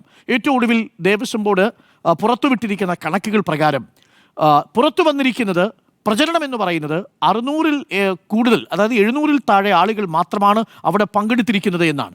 എന്നാൽ കണക്കുകൾ പറയുന്നത് അങ്ങനെയല്ല. 4126 പേര് ഇന്നവിടെ രജിസ്റ്റർ ചെയ്ത് അവിടെ ഈ പരിപാടിയിൽ പങ്കെടുത്തിട്ടുണ്ട്. അതിൽ നേരത്തെ രജിസ്റ്റർ ചെയ്ത 3500-ൽ 1600-ലധികം പേർ ഇന്നവിടെ പരിപാടിയിൽ പങ്കെടുത്തിട്ടുണ്ട് എന്നാണ്. ഞാൻ ഓരോ കണക്കുകളായിട്ട് പറയാം. കേരളത്തിനുള്ളിലുള്ളവരുടെ അല്ല, അത് ഞാൻ കേരളത്തിന് പുറത്തുനിന്ന് വന്ന സംസ്ഥാനങ്ങളിൽ നിന്ന് വന്നവരുടെ കണക്കുകളെന്ന് പറയാം. ഇത് എങ്ങനെയാണ് നുണപ്രചരണം അതിവേഗത്തിൽ നമ്മളെ കീഴടക്കുന്നത് എന്നതിൻ്റെ ഒരു തെളിവ് കൂടിയാണ്. തമിഴ്നാട്ടിൽ നിന്ന് 1545 ഭക്തരെത്തി. തമിഴ്നാട്ടിൽ നിന്ന് 1545 ഭക്തരെത്തി. ഇത് കേരളത്തിലെ ഉദ്യോഗസ്ഥരാണെന്ന് ആരും പറയില്ലല്ലോ. ശബരിമലയിൽ സന്നിധാനത്തിൽ ദർശനം നടത്തിയവരെ കുറിച്ചല്ല, പമ്പയിൽ ആഗോള അയ്യപ്പ സംഗമത്തിന് ഇന്ന് പങ്കെടുത്തവരെ കുറിച്ചാണ്. ആന്ധ്രയിൽ നിന്ന് 90, തെലങ്കാനയിൽ നിന്ന് 182, കർണാടകയിൽ നിന്ന് 184, മഹാരാഷ്ട്രയിൽ 43, പോണ്ടിച്ചേരിയിൽ നിന്ന് 53, ഉത്തർപ്രദേശിൽ നിന്ന് 4, ഗുജറാത്തിൽ നിന്ന് 4, ഡൽഹിയിൽ നിന്ന് 2, ഹരിയാനയിൽ നിന്ന് 1, ഛത്തീസ്ഗഡിൽ നിന്ന് 4, അസാമിൽ നിന്ന് 1, ഒഡീഷയിൽ നിന്ന് 12. അങ്ങനെ 2125 പേർ ഇതര സംസ്ഥാനങ്ങളിൽ നിന്നും 1819 പേർ കേരളത്തിൽ നിന്നുമായി ആ പരിപാടിയിൽ പങ്കെടുത്തു. അങ്ങനെ 3944 പേർ. തീർന്നില്ല. ഇനി വിദേശ രാജ്യങ്ങളിൽ നിന്ന് മലേഷ്യയിൽ നിന്ന് 13 പേർ ഇന്നത്തെ പരിപാടിയിൽ പങ്കെടുത്തു. അമേരിക്കയിൽ നിന്ന് 5 പേരും, ശ്രീലങ്കയിൽ നിന്ന് 39 പേരും, അബുദാബിയിൽ നിന്ന് 18 പേരും, ദുബായിൽ നിന്ന് 16 പേര്, ഷാർജയിൽ നിന്ന് 19, അജ്മാനിൽ നിന്ന് 3, ബഹ്റിനിൽ നിന്ന് 11, ഒമാനിൽ നിന്ന് 13, ഖത്തറിൽ നിന്ന് 10, സിംഗപ്പൂരിൽ നിന്ന് 8, കാനഡയിൽ നിന്ന് 12, UK നിന്ന് 13. അങ്ങനെ 180, സൗദിയിൽ നിന്ന് 2, 182 പേർ. അങ്ങനെ മൊത്തം 4126 പേരാണ് ഇന്നത്തെ ആഗോള അയ്യപ്പ സംഗമത്തിൽ പങ്കെടുത്തത്. എന്നാൽ മുൻകൂട്ടി രജിസ്റ്റർ ചെയ്തതിൽ 3500ഓളം പേരിൽ പകുതി ആളുകൾ മാത്രമാണ് വന്നത്. ബാക്കിയുള്ളവർ സ്പോട്ട് അഡ്മിഷൻ വഴി, സ്പോട്ട് രജിസ്ട്രേഷൻ വഴി ഇന്നത്തെ പരിപാടിയിൽ പങ്കെടുത്തു എന്നാണ് അറിയാൻ കഴിയുന്നത്. ഇനി പങ്കെടുത്തവരെല്ലാവരും തിരുവിതാംകൂർ ദേവസ്വം ബോർഡ് ഉദ്യോഗസ്ഥരാണോ? അല്ല. 180ഓളം തിരുവിതാംകൂർ ദേവസ്വം ബോർഡിലെ ഉദ്യോഗസ്ഥർ അവിടെ പങ്കെടുത്തു. ഒപ്പം പോലീസ് സേനയിൽപ്പെട്ടവരുണ്ട്, മന്ത്രിമാരുടെ പേഴ്സണൽ സ്റ്റാഫിൽപ്പെട്ടവരുണ്ട്, മറ്റു ദേവസ്വം ബോർഡിന്റെ പ്രതിനിധികളുണ്ട്. അതിലേറെ ശ്രദ്ധേയമായ ഒരു കാര്യം, കേരളത്തിലെ ഹിന്ദു സമുദായങ്ങളുടെ കണക്കെടുക്കുമ്പോൾ എത്ര ഉണ്ടെന്നറിയാമോ? 28 സമുദായ സംഘടനകളുണ്ട് കേരളത്തിലെ ഹിന്ദു മതവിഭാഗത്തിലെ വ്യത്യസ്ത സംഘടനകളിൽപ്പെട്ടവരായിട്ട്. മലയേറിയ വിഭാഗത്തിൽപ്പെട്ടവർ പങ്കെടുത്തില്ലെന്ന് പറഞ്ഞു. പങ്കെടുത്തന്നേ ഐക്യമലയേറിയ വിഭാഗത്തിൽപ്പെട്ട ഒരു വിഭാഗം മാത്രമാണ് അതിൽ നിന്ന് വിട്ടുനിന്നത്. മറ്റൊരു വിഭാഗം അതിൽ പങ്കെടുക്കുകയും ചെയ്തു. അങ്ങനെ 28 സമുദായ സംഘടനകളുടെ പ്രതിനിധികളും ഇന്നത്തെ ചർച്ചയിൽ, ഇന്നത്തെ ആഗോള അയ്യപ്പ സംഗമത്തിൽ പങ്കെടുത്തിട്ടുണ്ട് എന്നതാണ് യാഥാർത്ഥ്യം. പക്ഷേ പ്രചരിപ്പിക്കുന്നതാവട്ടെ ആഗോള അയ്യപ്പ സംഗമത്തിന് വലിയ പങ്കാളിത്തം ഉണ്ടായിരുന്നില്ല, അതൊരു പരാജയമായിരുന്നു എന്നുള്ളതാണ്. അത് തന്നെ ആദ്യത്തെ നുണപ്രചരണമാണ്. രണ്ടാമത്തെ ഒരു പ്രധാനപ്പെട്ട കാര്യം, ആഗോള അയ്യപ്പ സംഗമം സംഘടിപ്പിക്കുന്നതിന്റെ ബദലായി സർക്കാർ ന്യൂനപക്ഷ സംഗമം സംഘടിപ്പിക്കുന്നു എന്നുള്ളതായിരുന്നു. യഥാർത്ഥത്തിൽ അതൊരു പച്ചക്കള്ളമാണ്. അങ്ങനെയല്ല യഥാർത്ഥത്തിൽ സംഭവിക്കുന്നത്. 2031 കേരളം രൂപീകൃതമായതിന് 75-ാം വർഷത്തിലേക്ക് കടക്കുമ്പോൾ വിവിധ വകുപ്പുകൾ ഓരോ വിഷയത്തിൽ സെമിനാറുകൾ സംഘടിപ്പിക്കണം. അങ്ങനെ 33 വകുപ്പുകൾ സംഘടിപ്പിക്കേണ്ട സെമിനാറുകളിൽ ന്യൂനപക്ഷ ക്ഷേമം വകുപ്പ് സംഘടിപ്പിക്കേണ്ടത് ന്യൂനപക്ഷവുമായി ബന്ധപ്പെട്ട സെമിനാറാണ്. ന്യൂനപക്ഷ സെമിനാറിനെ ന്യൂനപക്ഷ സംഗമമായി ചിത്രീകരിക്കാനുള്ള രാഷ്ട്രീയ കൗശലമാണ് നമ്മൾ അവിടെ കണ്ടത്. അതും പൊളിഞ്ഞുപോയി ഇന്നത്തെ ആഗോള അയ്യപ്പ സംഗമത്തിൽ മുഖ്യമന്ത്രി വ്യക്തമായി പറയുകയും ചെയ്തു. മൂന്നാമത്തെ പ്രധാനപ്പെട്ട നുണപ്രചരണം ഇടതുപക്ഷ സർക്കാർ വിശ്വാസത്തിനെതിരാണ് എന്നുള്ള പ്രചരണമാണ്. ഇന്ന് മുഖ്യമന്ത്രി കണക്കുകൾ സഹിതമല്ലേ അത് പൊളിച്ചു കൊടുത്തത്? ഇടതുപക്ഷ സർക്കാർ അധികാരത്തിൽ വന്ന 2016 മുതൽ നാളിന്നേ വരെ ദേവസ്വം ബോർഡിന്റെ വിവിധ പരിപാടികൾക്കും വിവിധ നടപടികൾക്കും വിവിധ പുരോഗമന പരിപാടികൾക്കും വികസന പ്രവർത്തനങ്ങൾക്കുമായി മൊത്തം ചെലവഴിച്ചിരിക്കുന്നത് 640 കോടി രൂപയാണ് എന്നുള്ളതാണ്. കോവിഡ് കാലത്തിന് ശേഷം ദേവസ്വം ബോർഡിന് വേണ്ടി മാത്രം ദൈനംദിന ചെലവുകൾ നിറവേറ്റാൻ കഴിയാതിരിക്കുന്ന സാഹചര്യത്തിൽ ചെലവഴിച്ചിരിക്കുന്നതാവട്ടെ 140 കോടി രൂപയാണ്. 123 കോടി രൂപ അതിനെ തുടർന്ന് പൊതുമരാമത്തിന് വേണ്ടിയിട്ട് ദേവസ്വം ബോർഡുകൾക്ക് വേണ്ടി മാത്രമായി ഈ 2018 ശേഷം മാത്രമായി ചെലവഴിച്ചു എന്ന് പറഞ്ഞാൽ കഴിഞ്ഞ 10 വർഷത്തിനുള്ളിൽ 2 പിണറായി സർക്കാരുകൾ ചെലവഴിച്ചതിൽ എത്രയും തുക ഒരു കാലത്തും ഒരു സർക്കാരും ചെലവഴിച്ചിട്ടില്ല എന്നതാണ് കണക്കുകളിലൂടെ വ്യക്തമാകുന്നത്. അപ്പോൾ വിശ്വാസികൾക്കും ദേവസ്വം ബോർഡിനുമൊക്കെ ഇടതുപക്ഷം എതിരാണോ എന്ന ചോദ്യത്തിന് കണക്കുകൾ കൊണ്ടുള്ള മറുപടിയാണ്. കൃത്യമായി കണക്കുകൾ വെച്ചുള്ള മറുപടി കൂടി നമ്മൾ കേട്ടു. 640 കോടി രൂപയാണ് 2016 മുതൽ നാളിന്നേ വരെ വിവിധ ദേവസ്വം ബോർഡിന്റെയും ക്ഷേത്രങ്ങളുടെയും പുനരുദ്ധാരണ പ്രവർത്തനങ്ങൾക്കായി ഈ സർക്കാർ ചെലവഴിച്ചിരിക്കുന്ന തുക. അടുത്ത നാലാമത്തെ പ്രധാനപ്പെട്ട നുണപ്രചരണം എന്ന് പറയുന്നത് ആഗോള അയ്യപ്പ സംഘവുമായി ബന്ധപ്പെട്ട ഒരു ചോദ്യം, നിങ്ങൾ സത്യവാങ്മൂലം തിരുത്തുമോ എന്നുള്ളതാണ്. സത്യവാങ്മൂലം എവിടെയാ കൊടുത്തത്? പിണറായി സർക്കാർ ഏതെങ്കിലും സത്യവാങ്മൂലം കൊടുത്തിട്ടുണ്ടോ? അവസാനത്തെ സത്യവാങ്മൂലം കൊടുത്തിരിക്കുന്നത് പ്രയാർ ഗോപാലകൃഷ്ണന്റെ സത്യവാങ്മൂലമാണ്. പ്രയാർ ഗോപാലകൃഷ്ണന്റെ സത്യവാങ്മൂലമാണ് ദേവസ്വം ബോർഡിന്റെ സത്യവാങ്മൂലമായി ഹൈക്കോടതിയിലും സുപ്രീം കോടതിയിലും കിടക്കുന്നത്. ഈ ദേവസ്വം ബോർഡിന്റെ പ്രയാറിന്റെ സത്യവാങ്മൂലത്തിൽ പറയുന്നത് യുവതീ പ്രവേശനം പാടില്ല എന്ന് തന്നെയാണ്. എന്നാൽ പിന്നീട് സ്റ്റാൻഡിംഗ് കൗൺസിൽ മാറുന്ന സമയത്ത് ഹൈക്കോടതിയിൽ സർക്കാർ ആ സ്റ്റാൻഡിംഗ് കൗൺസിൽ എടുത്ത നിലപാട്, വാക്കാലുള്ള നിലപാട്, അത് തിരുത്തുമോ എന്നുള്ളതാണ് ചോദ്യം. അതാണല്ലോ നമ്മൾ പറയേണ്ടത്. ആ നിലപാട് തിരുത്തേണ്ടത് ദേവസ്വം ബോർഡാണെങ്കിൽ ദേവസ്വം ബോർഡ് തിരുത്തും, അതിനെക്കുറിച്ച് ആലോചിക്കുന്നു എന്ന് പ്രശാന്ത് പറഞ്ഞതാണ്. പക്ഷേ സർക്കാർ ആ വിഷയത്തിൽ ഇപ്പോഴും നിലപാട് വ്യക്തമാക്കിയിട്ടില്ല. അപ്പോൾ മറ്റേതെങ്കിലും തരത്തിലുള്ളൊരു സത്യവാങ്മൂലം കൊടുത്തിട്ടില്ല. അതിനു മുമ്പ് കൊടുത്തത് VS-ന്റെ കാലത്താണ്. അതിനുശേഷമാണ് ഉമ്മൻചാണ്ടി സർക്കാരിന്റെ കാലത്ത് പ്രയാർ ഗോപാലകൃഷ്ണൻ സത്യവാങ്മൂലം കൊടുത്തത്. ആ സത്യവാങ്മൂലമാണ് നിലവിലിരിക്കുന്നത്. അതാണ് 4ാമത്തെ പ്രചരണം. അടുത്തത് 5ാമത്തെ കുപ്രചരണം എന്ന് പറയുന്നത് നിലവിൽ ഈ അയ്യപ്പന്റെ പടമില്ലാതെയാണ് ആഗോള അയ്യപ്പ സംഗമം സംഘടിപ്പിക്കുന്നത് എന്നുള്ള വലിയ പ്രചരണം ഇന്നലെ തന്നെ നടന്നു. അയ്യപ്പനില്ലാത്ത അയ്യപ്പ സംഗമം എന്നുള്ളതാണ്. ഇന്ന് നമ്മൾ കണ്ടതല്ലേ 3 വേദികളിലും മാസ്റ്റർ പ്ലാൻ ചർച്ച ചെയ്ത മുഖ്യവേദിയിലും, തിരക്ക് നിയന്ത്രിക്കാൻ വേണ്ടിയിട്ട് ചർച്ച ചെയ്ത 2ാമത്തെ വേദിയിലും, 3ാമത്തെ ആത്മീയ ടൂറിസം കേന്ദ്രമായി വികസിപ്പിക്കുന്നതിനുള്ള ചർച്ച നടന്ന 3ാമത്തെ വേദിയിലും, എല്ലാ വേദിയിലും ആ പരിസരത്തും പൂർണ്ണമായിട്ടും അയ്യപ്പൻ മാത്രമല്ലേ ഉണ്ടായിരുന്നുള്ളൂ. മാത്രമല്ല ഏറ്റവും അനുകരണീയമായ രീതി എന്ന് തോന്നിയത്, സാധാരണ ഇത്തരം പരിപാടികളൊക്കെ വരുമ്പോൾ മുഖ്യമന്ത്രിയുടെയും മറ്റു മന്ത്രിമാരുടെയും ഒക്കെ ചിത്രം അവിടെ പ്രദർശിപ്പിക്കുന്ന പതിവുണ്ട്. അത്തരം ചിത്രങ്ങളൊന്നും തന്നെ മുഖ്യവേദിയിൽ പ്രദർശിപ്പിച്ചിരുന്നില്ല എന്നതാണ്. അവിടെ അയ്യപ്പന്റെ ചിത്രം മാത്രമാണ് നമ്മൾ കണ്ടത്. ആ ബാക്ക്ഡ്രോപ്പിലും അത് മാത്രമാണ് നമ്മൾ കണ്ടത്. ഇന്ന് രാവിലെ നമ്മുടെ പ്രതിനിധി TV പ്രസാദ് റിപ്പോർട്ട് ചെയ്യുമ്പോഴും റഹീസ് റഷീദ് റിപ്പോർട്ട് ചെയ്യുമ്പോഴും നമ്മൾ പോയി ചോദിച്ചതും അതാണ്. അതിനുള്ള ഉത്തരം അവർ നൽകുകയും ചെയ്തു. അവിടെ എങ്ങും തന്നെ നേതാക്കളുടെ ഒരു ചിത്രവും വെച്ചിട്ടില്ല, പകരം അയ്യപ്പൻ്റെ ചിത്രം മാത്രമാണ് വെച്ചിരിക്കുന്നത് എന്നതാണ്. അപ്പോൾ ഇതാണ് യാഥാർത്ഥ്യം എന്നത് നമ്മൾ മനസ്സിലാക്കുക. അതുകൊണ്ടാണ് ഞാൻ പറഞ്ഞത്, നുണപ്രചരണങ്ങളെ പൊളിച്ചു കളഞ്ഞ ഒരാഗോള അയ്യപ്പ സംഗമം കൂടിയാണിത്. ഇനി ഇതുകൊണ്ട് എന്താണ് നേട്ടമുണ്ടാവാൻ പോകുന്നത്? 2 തരം നേട്ടം പറയണം. ഞാൻ സ്മൃതി പറഞ്ഞതിനോട് ഭാഗികമായി യോജിക്കുന്നത് അവിടെയാണ്. പരോക്ഷമായി അതിനൊരു രാഷ്ട്രീയ ലക്ഷ്യമുണ്ടെന്നേ. ആ പരോക്ഷമായ രാഷ്ട്രീയ ലക്ഷ്യം എന്ന് പറയുന്നത് 2018 യുവതീ പ്രവേശനവുമായി ബന്ധപ്പെട്ട വിധിക്കു ശേഷം കേരള സർക്കാർ തിടുക്കപ്പെട്ടെടുത്തിരിക്കുന്ന നടപടി ഭക്തജനങ്ങളുടെ മനസ്സിൽ വേദന കോറിയിട്ടിട്ടുണ്ടെങ്കിൽ അതിനെ ഉണക്കാൻ വേണ്ടി ഉള്ള ഒരു വലിയ ഒരു ശ്രമം എന്ന നിലയിൽ കൂടി അതിനെ കാണേണ്ടതുണ്ട് എന്ന് തന്നെയാണ്. അതിനകത്ത് നമ്മൾ എന്തിനാണ് മറച്ചു വയ്ക്കേണ്ട കാര്യം? അത് ഭൂരിപക്ഷ സമുദായത്തിൻ്റെ വോട്ട് ലക്ഷ്യമിട്ടുകൊണ്ടുള്ളതാണ് എന്നുള്ളതാണ് പ്രതിപക്ഷത്തിൻ്റെ ആരോപണം. പ്രതിപക്ഷം അത് തന്നെയല്ലേ യുവതീ പ്രവേശന വിഷയമായി ചെയ്തത്? യഥാർത്ഥത്തിൽ എന്താ യുവതീ പ്രവേശന വിധി വരുന്ന സമയത്ത് രാഹുൽ ഗാന്ധി എടുത്ത നിലപാട് യുവതീ പ്രവേശനം വേണമെന്നല്ലേ? ആ നിലപാടിനെതിരായിരുന്നില്ലേ കേരളത്തിലെ കോൺഗ്രസ്സുകാർ എടുത്ത നിലപാട്? യുവതീ പ്രവേശനവുമായി ബന്ധപ്പെട്ട RSS എടുത്തിരുന്ന നിലപാടെന്താ?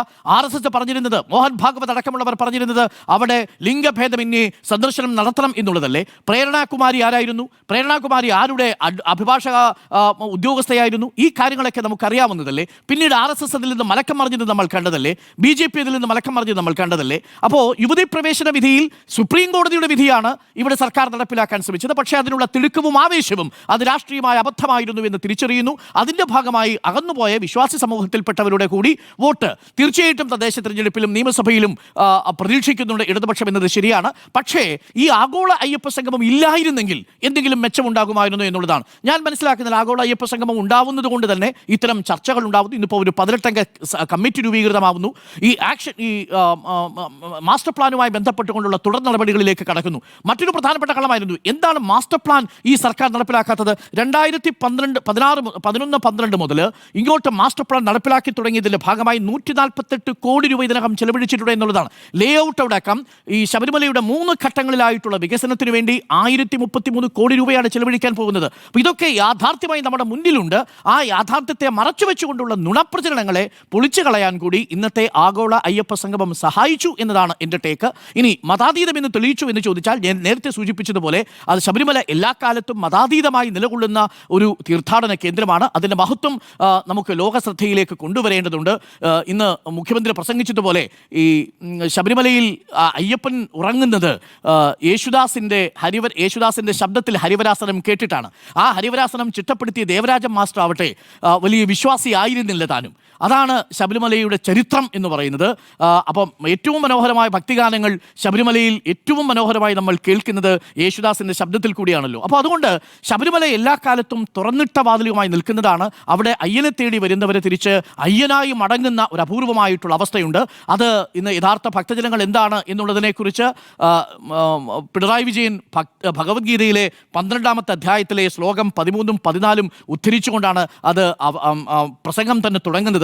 ഭക്തരല്ലാത്ത ചിലർ കപടഭക്തി കൊണ്ടാണ്, അല്ലെങ്കിൽ ഭക്തരെന്ന പരിവേഷം ധരിച്ചവർ ഭിന്നിപ്പിക്കാൻ ശ്രമിക്കുന്നു എന്നാണ് പറഞ്ഞത്. ആ അധ്യായം 12-ലെ ഭക്തിയോഗത്തിലെ 13ഉം 14ഉം ശ്ലോകത്തിൻ്റെ അർത്ഥം ഇതാണ്: സകല ജീവജാലങ്ങളോടും ദ്വേഷമില്ലാത്തവനും മൈത്രിയും കരുണയുള്ളവനും മമതയില്ലാത്തവനും അഹങ്കാരരഹിതനും മമതയുള്ളവനും സുഖദുഃഖങ്ങളെ ഒരുപോലെ കണക്കാക്കുന്നവനും ക്ഷമയുള്ളവനും സന്തുഷ്ടനും യോഗനിഷ്ഠനും ആത്മസംയമനവും ദൃഢനിശ്ചയമുള്ളവനും മനസ്സും ബുദ്ധിയും എന്നിൽ അർപ്പിച്ചവനുമായ എൻ്റെ ഭക്തൻ ആരാണോ അവൻ എനിക്ക് പ്രിയപ്പെട്ടവനാകുന്നു. ഒരൊറ്റ കാര്യം കൂടി പറഞ്ഞ് അവസാനിപ്പിക്കാം. ഈ വിശേഷണത്തിൽ വെള്ളാപ്പള്ളി നടേശൻ പെടുമോ എന്ന് ചോദിച്ചാൽ ഇല്ല എന്നാണ് ഞാൻ മനസ്സിലാക്കുന്നത്. അങ്ങനെയുള്ള വെള്ളാപ്പള്ളി നടേശനെ ഔദ്യോഗിക കാറിൽ കൊണ്ടുവന്നത് മാത്രമാണ് ആഗോള അയ്യപ്പ സംഗമത്തിലെ ഒരു പക്ഷേ വേറിട്ട് നിൽക്കുന്ന ഒരു കാഴ്ച അതിനെ വിമർശനത്തോടു കൂടി തന്നെയാണ് ഞാൻ കാണുന്നത്. അത് ഒഴിവാക്കേണ്ടതായിരുന്നു എന്നുള്ളതാണ് എൻ്റെ ടേക്ക്. അത് ഒരു സമുദായത്തിൻ്റെ പ്രതിനിധി എന്ന നിലയിൽ കൊണ്ടുവരാനാണ് പിണറായി വിജയൻ ശ്രമിച്ചതെങ്കിലും അത് കൊടുക്കുന്ന സന്ദേശം തെറ്റാണ് എന്നാണ് ഞാൻ കരുതുന്നത്. അതുകൊണ്ട് ഈ വിഷയത്തിൽ മതാതീതമാണ് എല്ലാ കാലത്തും ശബരിമല. ആഗോള അയ്യപ്പ സംഗമം കൊണ്ട് ചില നുണപ്രചരണങ്ങളെ പൊളിച്ചു കാട്ടാൻ സാധിച്ചു. അത് ശബരിമലയുടെ മാസ്റ്റർ പ്ലാനിൻ്റെ 3 ഘട്ടങ്ങളിലായിട്ട് നടക്കുന്ന വികസന പദ്ധതികളുടെ ഒരു കുതിപ്പിന് തുടക്കമാകുമെങ്കിൽ അതിൻ്റെ ഫലം നമുക്ക് വർഷങ്ങൾക്കു ശേഷം തിരിച്ചറിയാൻ സാധിക്കും. ഭക്തജനങ്ങളാണ് ശബരിമലയിൽ അയ്യപ്പനോളം തന്നെ ഏറ്റവും പ്രാധാന്യമുള്ളത്. ആ ഭക്തജനങ്ങൾക്ക് സൗകര്യമുണ്ടാവുക എന്നത് ആകണം ആഗോള അയ്യപ്പ സംഗമത്തിൻ്റെ ലക്ഷ്യം എന്നുള്ളതാണ് എൻ്റെ ടേക്ക്. സുജയ, ശബരിമല ശ്രീധർമ്മശാസ്താവിനെ അല്ലെങ്കിൽ ശബരിമല അയ്യപ്പനെ മുഖ്യമന്ത്രി പിണറായി വിജയൻ വന്ന് മതാതീതമായ ഒരു പ്രതിഷ്ഠയുള്ള ഒരു ക്ഷേത്രമാണ് എന്ന് പറഞ്ഞ് തെളിയിക്കേണ്ട ആവശ്യമൊന്നുമില്ല. കാരണം പിണറായി വിജയൻ ആരാണെന്നും ശബരിമല അയ്യപ്പൻ ആരാണെന്നും മലയാളികൾക്ക്, വിശ്വാസികൾക്ക്, ലോകമെമ്പാടുമുള്ള ആളുകൾക്ക് അറിയാം. അപ്പോൾ ഈ ഒരു പരിപാടി കൊണ്ട് അങ്ങനെ ഒരു സർട്ടിഫിക്കറ്റ് അടിച്ചു കൊടുക്കേണ്ട കാര്യമുണ്ടെന്ന് ഞാൻ കരുതുന്നില്ല. മതാതീതം തെളിയിച്ചില്ല എന്നതാണ് എൻ്റെ അഭിപ്രായം. പിന്നെ പബ്ലിക് മെമ്മറി എന്ന് പറയുന്നത് ഷോർട്ട് മെമ്മറിയാണ് എന്ന് കരുതിക്കൊണ്ടുള്ള ഒരു പ്രസംഗമാണ് ഇന്ന് മുഖ്യമന്ത്രി നടത്തുന്നത് നമ്മൾ കണ്ടത്. അപ്പോൾ അത്രയും ഷോർട്ടാണോ മെമ്മറി എന്നുള്ളത് വരുന്ന തെരഞ്ഞെടുപ്പുകളിലെ ഫലം വെച്ചേ നമുക്ക് അറിയാൻ സാധിക്കുകയുള്ളൂ. അപ്പോഴും പറയുന്നുണ്ടാകും 2021 തുടർ ഭരണം കിട്ടിയില്ലേ, അത് അയ്യപ്പനല്ലേ തന്നത്, 2019 തിരിച്ചടിയെ ഞങ്ങൾ മറികടന്നില്ലേ എന്നൊക്കെ പറയുന്നുമുണ്ട്. അപ്പോൾ ഇവിടെ ആചാര ലംഘനം ആയിട്ടാണ് യുവതീ പ്രവേശന വിധിയിലൂടെ 2 സ്ത്രീകളെ കയറ്റിയതിനെ ആചാര ലംഘനമായി കണ്ടുകൊണ്ടാണ് NSS അടക്കം തെരുവിലേക്ക് ഇറങ്ങിയത്. നാമജപ ഘോഷയാത്രയടക്കമുള്ള പ്രതിഷേധങ്ങൾ നടന്നത്. അവരെ എല്ലാവരെയും വേദിയിൽ എത്തിക്കാൻ സാധിച്ചു. NSSും SNDPയും അടക്കമുള്ള സംഘടനകളെല്ലാം ഈ പരിപാടിയിലേക്ക് കൊണ്ടുവരാൻ സാധിച്ചു. അത് സർക്കാരിന്റെ വിജയമാണ്, ഈ പരിപാടിയുടെ വിജയമാണ് എന്ന് പറഞ്ഞുകൊണ്ടാണ് ആഗോള അയ്യപ്പ സംഗമത്തെ വൻ വിജയമായി ഇപ്പോൾ കാണുന്നത്. ഇത് ഒരു ഡാമേജ് കൺട്രോൾ എക്സസൈസ് എന്നുള്ള നേരത്തെ കഴിഞ്ഞ ചർച്ചകളിലെ അഭിപ്രായം ഞാൻ ആവർത്തിക്കുകയാണ്. ഇത് തങ്ങളിൽ നിന്ന് നഷ്ടപ്പെട്ടു പോയ, അകന്നുപോയ വോട്ടുകൾ തിരിച്ചു കൊണ്ടുവരാൻ വേണ്ടിയിട്ടുള്ള, വിശ്വാസികളുടെ വോട്ടുകൾ, ഹിന്ദുക്കളുടെ വോട്ടുകൾ പ്രത്യേകിച്ചും തിരിച്ചു കൊണ്ടുവരാൻ വേണ്ടിയിട്ടുള്ള ഒരു ഡാമേജ് കൺട്രോൾ എക്സസൈസ് ആണ്. അപ്പോൾ അതിൻ്റെ ഇന്നത്തെ ആ പ്രക്രിയ പൂർത്തിയായി കഴിഞ്ഞിരിക്കുകയാണ്. അതിലൂടെ ഹിന്ദു വോട്ടുകൾ പാർട്ടിയിലേക്ക് തിരിച്ചു വന്നു, OBC വോട്ടുകൾ തിരിച്ചു വന്നു. അത് അറിയണമെന്നുണ്ടെങ്കിൽ അത് തെരഞ്ഞെടുപ്പ് വരുമ്പോൾ മാത്രമാണ് അതിൻ്റെ ഡാറ്റ നമുക്ക് അറിയാൻ സാധിക്കുകയുള്ളൂ. ഇവിടെ വെള്ളാപ്പള്ളി നടേശനെ സ്വന്തം കാറിൽ കൊണ്ടുവരുന്നതിലൂടെ കൊടുക്കുന്ന സന്ദേശം എന്താണ് എന്ന് ചോദിച്ചു കഴിഞ്ഞാൽ, വെള്ളാപ്പള്ളി നടേശൻ ഇടതുപക്ഷത്തിനൊപ്പമാണ്. വെള്ളാപ്പള്ളി നടേശൻ എന്ത് പറഞ്ഞാലും ആ പറയുന്നതൊന്നും വർഗീയതയായോ അല്ലെങ്കിൽ അദ്ദേഹം പറയുന്ന വാചകങ്ങളെ, മലപ്പുറം പരാമർശമടക്കം അതെല്ലാം ഞങ്ങൾ കൂടി ഉൾക്കൊള്ളുന്ന, ഞങ്ങൾ കൂടി എൻഡോഴ്സ് ചെയ്യുന്ന വാചകങ്ങളാണ് എന്നതിൻ്റെ ഏറ്റവും കൃത്യമായ പ്രതിഫലനമാണ്. സ്വന്തം വാഹനത്തിൽ മുഖ്യമന്ത്രിയാണ്, നമ്പർ 1 കാറിൽ വരുന്നത് മുഖ്യമന്ത്രിയാണ്, അല്ലാതെ ഒരു പാർട്ടി സെക്രട്ടറിയോ പാർട്ടിയുടെ നേതാവോ അല്ല. ഒരു മുഖ്യമന്ത്രിയുടെ വാഹനത്തിൽ ഒപ്പം കൂട്ടിക്കൊണ്ടുവരുന്ന വെള്ളാപ്പള്ളി നടേശന് തൻ്റെ അതേ പദവിയുണ്ട്, അല്ലെങ്കിൽ തനിക്ക് തത്തുല്യനായ വ്യക്തിയാണ് എന്നുള്ള എൻഡോഴ്സ്മെന്റ് ആണ് കൊടുക്കുന്നത്. അതിൻ്റെയും ഫലം എന്താണ് എന്നറിയണമെങ്കിൽ നമുക്ക് അടുത്ത തെരഞ്ഞെടുപ്പ് ഫലങ്ങളിലേക്ക് എത്തേണ്ടതുണ്ട്. ഇവിടെ മുഖ്യമന്ത്രി ഭക്തനാണ്. ഈ കാറിൽ കൊണ്ടുവരുന്ന വെള്ളാപ്പള്ളി നടേശൻ വന്ന് കൊടുക്കുന്ന സർട്ടിഫിക്കറ്റ് എന്താണ്? ഇവിടെ അയ്യപ്പനെ മതാതീതനാക്കി, മതാതീൻ എന്ന സർട്ടിഫിക്കറ്റ് മുഖ്യമന്ത്രി പിണറായി വിജയൻ കൊടുക്കുന്നു. അതുപോലെ തന്നെ വെള്ളാപ്പള്ളി നടേശൻ മുഖ്യമന്ത്രി പിണറായി വിജയൻ കൊടുക്കുന്ന സർട്ടിഫിക്കറ്റ് എന്താണ്? അദ്ദേഹം ഭക്തനാണ്. എന്നാൽ ആ പ്രസംഗത്തിൽ ഞാനത് മുഴുവൻ കേട്ടതാണ്. ആ പ്രസംഗത്തിൽ ഒരിടത്തും തൻ്റെ ഭക്തിയെക്കുറിച്ച് മുഖ്യമന്ത്രി പിണറായി വിജയൻ പറയുന്നത് നമ്മൾ ആരും കേട്ടില്ല. ഭക്തരുടെ സംഗമമാണ്, വിശ്വാസികളുടെ സംഗമമാണ്, യഥാർത്ഥ ഭക്തൻ എന്നാൽ എന്താണ് എന്നൊക്കെ ഭഗവത്ഗീതയിലെ ശ്ലോകങ്ങളിലെ ഒരു വരിയെടുത്ത് പറഞ്ഞതുകൊണ്ട്, അല്ലെങ്കിൽ ശ്ലോകങ്ങൾ 5ഓ 6ഓ ശ്ലോകങ്ങൾ പറഞ്ഞാലും മുഖ്യമന്ത്രി പിണറായി വിജയന്റെ ഭക്തി എന്താണ്, അല്ലെങ്കിൽ മുഖ്യമന്ത്രി ഭക്തനാണോ, അങ്ങനെയുള്ള ഒരു പരാമർശങ്ങളും അദ്ദേഹം നടത്തിയില്ല. അതായത് സ്വന്തം കാര്യങ്ങളൊന്നും തന്നെ അദ്ദേഹം പറഞ്ഞിരുന്നില്ല. മറ്റുള്ളവരെ കുറിച്ചുള്ള പരാമർശങ്ങളാണ് അദ്ദേഹം നടത്തിയത്. ഇവിടെ ധർമ്മ പരിപാലനമാണല്ലോ, ധർമ്മത്തിന്റെ സംരക്ഷകനാണ് ശബരിമല അയ്യപ്പൻ എന്നാണ് വിശ്വാസികളൊക്കെ കരുതുന്നത്. യഥാർത്ഥ വിശ്വാസികളായിട്ടുള്ള ആളുകൾക്ക് കാലങ്ങളായി അവർ വിശ്വസിക്കുന്ന ദൈവത്തിൽ അവരെങ്ങനെയാണ് വിശ്വാസം അർപ്പിച്ച് പോകുന്നത് എന്നതിനും ഇങ്ങനെ ഒരു സംഗമം കൊണ്ട് അവരെ ആരും ഒന്നും പഠിപ്പിച്ചു കൊടുക്കേണ്ട കാര്യവുമില്ല എന്നാണ് ഞാൻ കരുതുന്നത്. ഇവിടെ നമ്മൾ കണ്ട ഒരു പ്രത്യേക മുദ്ര കൂടി വേണം. കാരണം യോഗനിദ്രയിലിരിക്കുന്ന പ്രതിഷ്ഠയാണ് ശബരിമല അയ്യപ്പൻ്റേത്.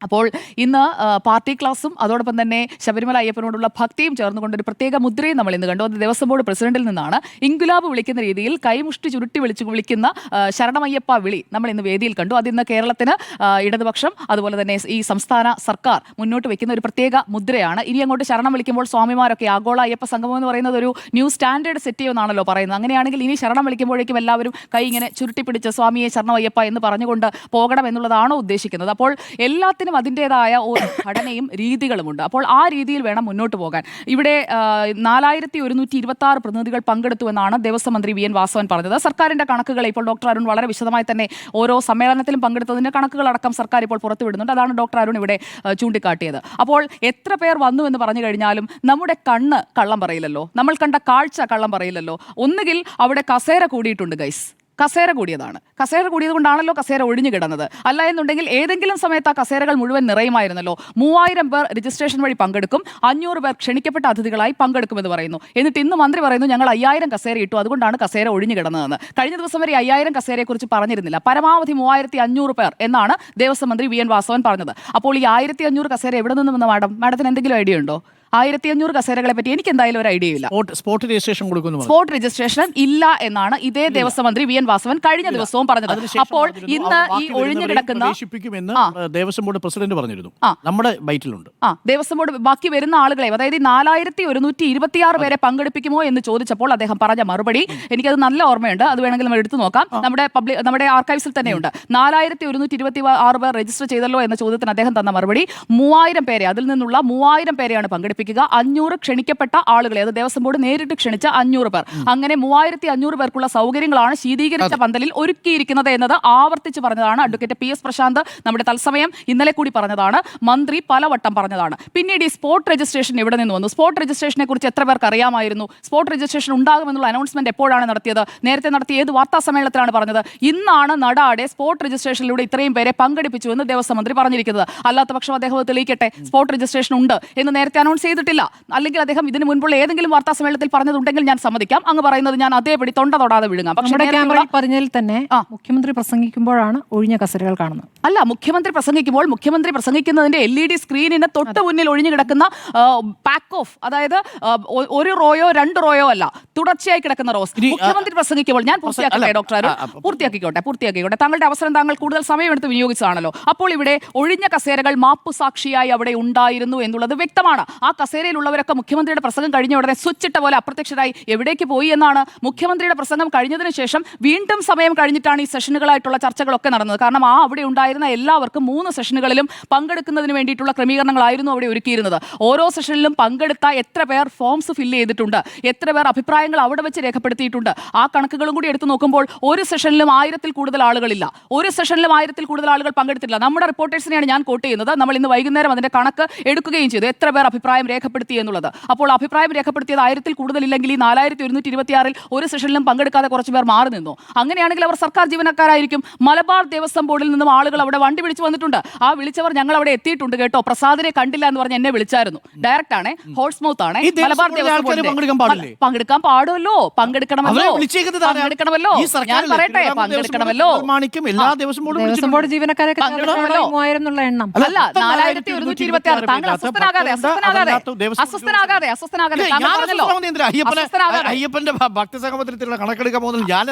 അസ്വസ്ഥനാകാതെ അസ്വസ്ഥനാകാതെ ഒഴിഞ്ഞ കസേരകൾ എന്തായാലും കണ്ടവരാണ് മലയാളികൾ. ആ ഒഴിഞ്ഞ കസേര അവിടെയുണ്ട്. എന്തായാലും സ്വാമിയെ ഭരണമയ്യപ്പ എന്നാണ് അവിടെ വരുന്ന മുദ്രാവാക്യം എന്നാണ് ഞാൻ കരുതുന്നത്. ഭരണം തായോ എന്ന് പറഞ്ഞ് സ്വാമിയെ ഭരണമയ്യപ്പ എന്നിങ്ങനെ ആവർത്തിച്ച് പറഞ്ഞുകൊണ്ടിരിക്കുന്ന ഇവിടെ ഓരോ മാർക്സിയൻ ചിന്തകരും ഭക്തരായി മാറും നേരമെന്നാണ് താങ്കളുടെ വിശദീകരണം കേട്ടപ്പോഴും എനിക്ക് തോന്നിയത്. അപ്പോൾ മാർക്സിയൻ ചിന്തകരൊക്കെ ഭക്തരായി മാറുന്നത് മുഖ്യമന്ത്രി പിണറായി വിജയൻ, അദ്ദേഹത്തിന്റെ പേരിൽ തന്നെ വിജയൻ എന്നുണ്ട്. അപ്പോൾ അദ്ദേഹം കൂടുതൽ വിജയങ്ങളിലേക്ക് പോകുന്നതിന് അദ്ദേഹം ഭക്തിയുടെ മാർഗ്ഗത്തിലേക്ക് വരുന്നെങ്കിൽ ഞാൻ അതിനെ സർവാത്മന സ്വാഗതം ചെയ്യുകയാണ്. കാരണം അദ്ദേഹത്തിനുള്ളിലെ ഭക്തനെ വെള്ളാപ്പള്ളി നടേശൻ തിരിച്ചറിഞ്ഞിരിക്കുന്നു. മലയാളികളും അത് തിരിച്ചറിയാൻ പോവുകയാണ്. വെള്ളാപ്പള്ളി നടേശൻ ആദ്യമായി ഇതാ മുഖ്യമന്ത്രി പിണറായി വിജയൻ എന്ന ഭക്തനെ നമുക്ക് കാണിച്ചു തരികയാണ്. അദ്ദേഹത്തിന്റെ കയ്യിലേക്ക് ഇന്നൊരു അയ്യപ്പ വിഗ്രഹം കൊടുത്തിട്ടുണ്ട്. അത് അദ്ദേഹം വീട്ടിൽ കൊണ്ടുവച്ച്, ക്ലിഫ് ഹൗസിൽ കൊണ്ടുവച്ച് അതിൽ അദ്ദേഹം എന്നും വിളക്ക് കൊളുത്തി, ഇന്ന് വിളക്ക് കൊളുത്തിയാണ് പരിപാടി ഉദ്ഘാടനം ചെയ്തത്. അതുപോലെ അയ്യപ്പ വിഗ്രഹത്തിന് മുന്നിൽ വിളക്ക് കൊളുത്തി പ്രാർത്ഥിച്ചാൽ ശിഷ്ടകാലം അദ്ദേഹത്തിന് നല്ല രീതിയിൽ മുന്നോട്ട് പോകാൻ കഴിയട്ടെ. അതിന് അദ്ദേഹത്തിന് അയ്യപ്പന്റെ എല്ലാ അനുഗ്രഹവും ഉണ്ടാകട്ടെ. പിന്നെ രണ്ടാമത്തെ ന്യായം കൂടി ഞാൻ പറയാം. തണുപ്പ് കൂടുതലായതുകൊണ്ട് എല്ലാവരും എഴുന്നേറ്റ് പോയി. കല്ലും മുള്ളും ചവിട്ടി കാനഡ പാതയിലൂടെയും അല്ലാതെയും ശബരിമല അയ്യപ്പനെ കാണാൻ പോകുന്ന വൃശ്ചികം, ധനു മാസങ്ങളിലാണ്. ഏറ്റവും കൂടുതൽ തണുപ്പുള്ള മാസത്തിൽ മണ്ഡല മകരവിളക്ക് തീർത്ഥാടനത്തിന് പോകുന്നവർ AC-യുടെ തണുപ്പ് കാരണം എഴുന്നേറ്റ് പോയത്രേ. എന്തൊരു ന്യായമാണ്! ന്യായം പറയുന്നതിനൊരു എന്തെങ്കിലും ഒരു ലോജിക്ക് വേണ്ടേ? AC-യുടെ തണുപ്പ് കൂടുതലായതുകൊണ്ട് മാഡം ന്യായം അവിടെ പറഞ്ഞ ന്യായമാണ്, അവിടെ കേട്ട ബൈറ്റാണ്. അവിടെ ഇത് ഭീമൻ രഘു മറ്റേ എഴുന്നേറ്റ് നിന്ന് ന്യായീകരിക്കുന്ന അല്ല, നമ്മുടെ തന്നെ പറയട്ടെ അല്ല മന്ത്രി അല്ലല്ല പറയട്ടെ ഭീമൻ. താങ്കൾ ചോദിച്ചത് കൂടെ ഞാൻ ഒരാളുടെ പേര് പറഞ്ഞു എന്നേ ഉള്ളൂ. നമ്മുടെ റിപ്പോർട്ടറിന്റെ പ്രതിനിധികളെ നമ്മൾ തന്നെ നിശ്ചയിച്ച് അയച്ച ആളുകളാണല്ലോ. അവര് അവിടെ ചെന്ന് ചോദിച്ചു, എന്തുകൊണ്ടാണ് എന്തുകൊണ്ടാണ് ഇവിടെ ആളുകൾ ഇരിക്കാത്തതെന്ന്. അപ്പോൾ സംഘാടകർ പറഞ്ഞാണ്, ഞാൻ ഭീമൻ രഘുവിനെ ഇടയ്ക്കൊന്ന് കണ്ടതുകൊണ്ടെന്ന് തമാശയ്ക്ക് പറഞ്ഞു എന്നേ ഉള്ളൂ. പക്ഷേ ഇവിടെ ബന്ധപ്പെട്ട സംഘാടകർ പറഞ്ഞത് എന്താണെന്നറിയോ? AC-യുടെ തണുപ്പ് കൂടുതലായതുകൊണ്ട് മുഖ്യമന്ത്രിയുടെ പ്രസംഗം തീരുന്നതിന് മുമ്പേ എല്ലാവരും എഴുന്നേറ്റ് സ്വിച്ച് ഇട്ട പോലെ ഓടി അപ്പുറത്ത് എവിടെയോ ചൂടുള്ള സ്ഥലത്ത് വെയിൽ കായാൻ പോയത്രേ. അവിടെ പമ്പായുടെ മണപ്പുറത്തായിരിക്കും വെയിൽ കായാൻ പോയി. അതുകൊണ്ടാണ് അവിടെ ആരെയും കാണാതിരുന്നത്. എന്തൊക്കെ ന്യായീകരണമാണ് ഇവിടെ പറയുന്നത്. അപ്പോൾ ഒന്ന്, ആളുകൾ കുറഞ്ഞതല്ല, കസേര കൂടിയതാണ് ഗൈസ്. മുദ്ര ശ്രദ്ധിക്കണം. പിന്നെ അതുപോലെ തന്നെ ഇനിയിപ്പോൾ മുദ്രാവാക്യം വിളിക്കുന്ന രീതിയിൽ വേണം ശരണം വിളിച്ച് പോകാൻ എന്നുള്ളതാണ് രണ്ടാമത്തേത്. പിന്നെ സ്വാമിയെ ഭരണം അയ്യപ്പ എന്ന് ഇടയ്ക്കിടയ്ക്ക് പറഞ്ഞ് ബ്രാഞ്ച് കമ്മിറ്റികളിലേക്കും താഴെത്തട്ടിലുള്ള എല്ലാ ഘടകങ്ങളിലേക്കും നമ്മൾ അത് എത്തിക്കണം. അങ്ങനെ വേണം വിശ്വാസികളുടെ വോട്ട് നമ്മൾ പിടിക്കാനായി. ഇവിടെ പ്രത്യേക സെഷനുകളിൽ അടക്കം എത്ര പേർ പങ്കെടുത്തു എന്നുള്ളതിന്റെ കൃത്യമായ കണക്ക് അത് അവിടെ പോയ എല്ലാ റിപ്പോർട്ടേഴ്സും കണ്ടതാണ്, എല്ലാ വാർത്താ ചാനലുകളിലും വന്നതാണ്. ഇനി എത്ര ക്യാപ്സൂളുകൾ ഇറക്കിയാലും അവിടെ എത്ര പേർ പങ്കെടുത്തു എന്നുള്ളതിന് ആ ഒഴിഞ്ഞ കസേരകൾ സാക്ഷിയായി കിടക്കുന്ന ദൃശ്യങ്ങൾ അവിടെയുണ്ട്. അതുകൊണ്ട് പബ്ലിക് മെമ്മറിയെ ചെറുതായി കാണുകയോ അണ്ടർ എസ്റ്റിമേറ്റ് ചെയ്യുകയോ വേണ്ട. 2018 എന്താണ് നടന്നതെന്നുള്ളത് 2025 ആളുകൾക്ക് ഓർമ്മയുണ്ട്. അപ്പോൾ ആഗോള അയ്യപ്പ സംഗമം അയ്യപ്പന് വേണ്ടി, വികസനത്തിന് വേണ്ടി ചെയ്യുന്ന കാര്യങ്ങളാണെങ്കിൽ അതിനെ പൂർണ്ണമായും കേരളം പിന്തുണയ്ക്കും. പക്ഷേ സ്വാമിയെ ഭരണമയ്യപ്പ എന്ന് വിളിച്ചുകൊണ്ട് വിശ്വാസികളെ പറ്റിക്കാനാണെന്നുണ്ടെങ്കിൽ അവരത് കൃത്യമായി തിരിച്ചറിയും, കൃത്യമായ മറുപടി തരും. ആ മറുപടിക്കായി ജസ്റ്റ് വെയിറ്റ്. ഓക്കെ, ഇതിനകത്ത് നേരത്തെ സ്മൃതി പറഞ്ഞതിനകത്ത് ഒരു മുഖ്യമന്ത്രിയുടെ മാത്രമല്ല, സ്റ്റാലിൻ്റെ കൂടി അവിടെ വന്നിട്ടുണ്ട് സന്ദേശം. അപ്പൊ മുഖ്യമന്ത്രി എന്ന നിലയിൽ സന്ദേശം അയക്കുമ്പോൾ യോഗി ആദിത്യനാഥിന്റെ സന്ദേശം കിട്ടുന്നതുകൊണ്ട് മോശമില്ല. അല്ല, മോശമില്ല എന്നല്ല, അത് പ്രത്യേകം എടുത്ത് വായിക്കുന്നു. അല്ല, ഞാൻ സ്റ്റാലിനെ വായിക്കുന്ന പോലെയല്ല UP മുഖ്യമന്ത്രിയുടെ വായിക്കുന്നത്. കാരണം എല്ലാ കാര്യത്തിലും നമ്മൾ UPക്കെതിരെ പറയുന്നു. ഇടത് സർക്കാർ എപ്പോഴും പറയുന്നത് UPയുമായി ബന്ധപ്പെട്ട UPയുടെ വർഗീയ നിലപാടെടുക്കുന്ന ഒരു മുഖ്യമന്ത്രിയെ ക്ഷണിക്കണമായിരുന്നു എന്നുള്ള ചോദ്യം അവിടെയുണ്ട്. ഇതിനുശേഷം പ്രസംഗത്തിന് ശേഷം അദ്ദേഹം VN വാസവൻ ഒരു ബൈറ്റ് കൊടുക്കുന്നതിൽ പറയുകയാണ് മനോഹരമായ സന്ദേശമെന്ന്. അപ്പോൾ ഈ മനോഹരമായ സന്ദേശമായി വർഗീയ പ്രസംഗം നടത്തുന്ന, വിദ്വേഷ പ്രസംഗം നടത്തുന്ന UP മുഖ്യമന്ത്രിയുടെ അങ്ങനെ കാണുന്നെങ്കിൽ, നിങ്ങൾ കാണുന്നുണ്ടെങ്കിൽ നിങ്ങളുടെ മൊത്തത്തിൽ നിലപാടിലും ആ തരത്തിൽ വെള്ളം ചേർത്തു എന്നുള്ളതാണ്. നരേന്ദ്രമോദിയുടെ പ്രസംഗം ആശംസ കിട്ടിയ വായിക്കണ്ടേ? പ്രധാനമന്ത്രിയുടെ ആശംസ വായിക്കുന്ന പോലെയല്ല. UP മുഖ്യമന്ത്രിയെ ക്ഷണിക്കുമ്പോൾ തന്നെയുണ്ട് നിങ്ങളുടെ നിലപാട്. UP മുഖ്യമന്ത്രിയെ ക്ഷണിക്കുന്നു, UP മുഖ്യമന്ത്രി സന്ദേശം വായിക്കുന്നു, അതിനുശേഷം സന്ദേശത്തെക്കുറിച്ച് അഭിപ്രായം പറയുന്നു. സിദ്ധരാമയ്യ ഒരു സന്ദേശം കൊടുത്തിരുന്നെങ്കിൽ വായിക്കുമായിരുന്നു. സിദ്ധരാമയ്യ കൊടുത്തില്ല. അവിടെ കൊടുത്തത് സ്റ്റാലിനും രണ്ട് വെള്ളാപ്പള്ളിയെ കൊണ്ടുവന്നതിൽ തന്നെ തെളിഞ്ഞതാണ്. അതോടൊപ്പം രണ്ടിലും ഒരേ കാര്യമാണ്. യോഗി ആദിത്യനാഥിന്റെ സന്ദേശം വായിക്കുന്നു എന്ന് പറയുമ്പോൾ ശരി, സ്റ്റാലിന്റെ സന്ദേശം വായിച്ചില്ലെങ്കിൽ മനസ്സിലാക്കാം. രണ്ട് മുഖ്യമന്ത്രിമാരുടെ സന്ദേശം വായിക്കുമ്പോൾ നമ്മൾ അങ്ങനെ തന്നെ കാണും.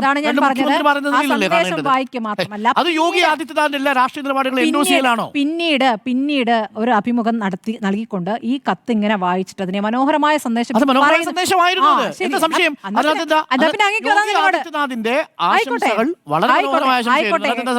രാജ്യത്തെ കടുത്ത വർഗീയവാദികളുടെ സന്ദേശം മുഴുവൻ എടുത്ത് നിങ്ങൾ വായിക്കൂ. നിങ്ങൾ നോക്കൂ, മുഖ്യമന്ത്രിയുടെ ആശംസ വായിക്കാതിരിക്കാൻ പറ്റൂ? ശരി, നിങ്ങൾ വായിച്ചോളൂ. എങ്ങനെ വായിക്കാതിരിക്കാൻ പറ്റും? ഒരു കുഴപ്പമില്ലെന്നേ, വായിച്ചോളൂ. നിങ്ങൾ നിലപാട് വ്യക്തമാകുന്നു. മതാതീതം തെളിയുന്നു എന്ന് മാത്രമേ ഞാൻ പറഞ്ഞു. മതാതീതമാണ് ശബരിമല. അതിനകത്ത് എന്താ സംശയം? ഒരു മിനിറ്റ്. ഞാൻ ഈ പറയുന്നത് ശബരിമല മതാതീതാണെന്നുള്ള കാര്യത്തിൽ ഇവിടെ ആർക്കും തർക്കമില്ല. പ്രസംഗമോ എന്നുള്ളതാണ്. എന്താ ഈ പറയുന്നത്? ശബരിമല മതാതീതാണോ നമ്മൾ ചർച്ച ചെയ്യുന്നത്?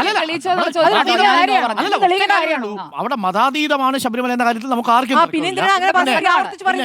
അയ്യപ്പ സംഗമം കൊണ്ട് ശബരിമലയിലെ മതാതീതത്തിന് എന്തെങ്കിലും ക്ഷീണം സംഭവിച്ചെന്ന് ചോദിച്ചാൽ ഒരു ക്ഷീണവും സംഭവിച്ചിട്ടില്ല എന്നാണ് എന്റെ സംഗമം കൊണ്ടാണോ മതാതീതമാണ് തെളിയിക്കാൻ പോകുന്നത്? അതാണ് ഒരു കാര്യം. നോക്കൂ, ഇതിനെ ഒരു ആത്മീയ മതാതീത കേന്ദ്രമായി ലോകത്തിന് മുന്നിൽ ഷോക്കേസ് ചെയ്യുന്നതിനെ കുറിച്ച് ആലോചനകളാണ് നടക്കുന്നത്. ഇന്ത്യ രാജ്യത്ത് ഏതെങ്കിലും ഒരു തീർത്ഥാടന കേന്ദ്രത്തിൽ ഭക്തജനങ്ങളെ ഉൾപ്പെടുത്തിക്കൊണ്ട് ഇതേപോലെ ഒരു വികസന പ്രവർത്തനം ചർച്ച ചെയ്ത് നിങ്ങൾ കേട്ടിട്ടുണ്ടോ? ഇല്ലല്ലോ. അപ്പൊ അത്തരമൊരു മാറ്റത്തിന് നിങ്ങൾ എന്തുകൊണ്ടാണ് ഇപ്പൊ ബദൽ സംഗമം നടത്താൻ പോകുന്നത്? എന്താണ് ഈ പന്തളം കൊട്ടാരത്തിൽ നടക്കാൻ പോകുന്ന ബദൽ സംഗമം? അതുകൊണ്ട് എന്താ നേട്ടം? എന്താ ശബരിമലയുടെ വികസനം കൊണ്ടുവരാൻ പോകുന്നത്? അതിന് അവരാരാ ആ പ്ലാൻ നടപ്പിലാക്കാൻ പോകുന്നത്? മാസ്റ്റർ പ്ലാൻ നടപ്പിലാക്കാൻ ബദൽ സംഗമം നടത്തുന്നവർക്ക് പറ്റുമോ? ഇന്ന് ഡെല്ലിയിൽ അയ്യപ്പ സംഗമം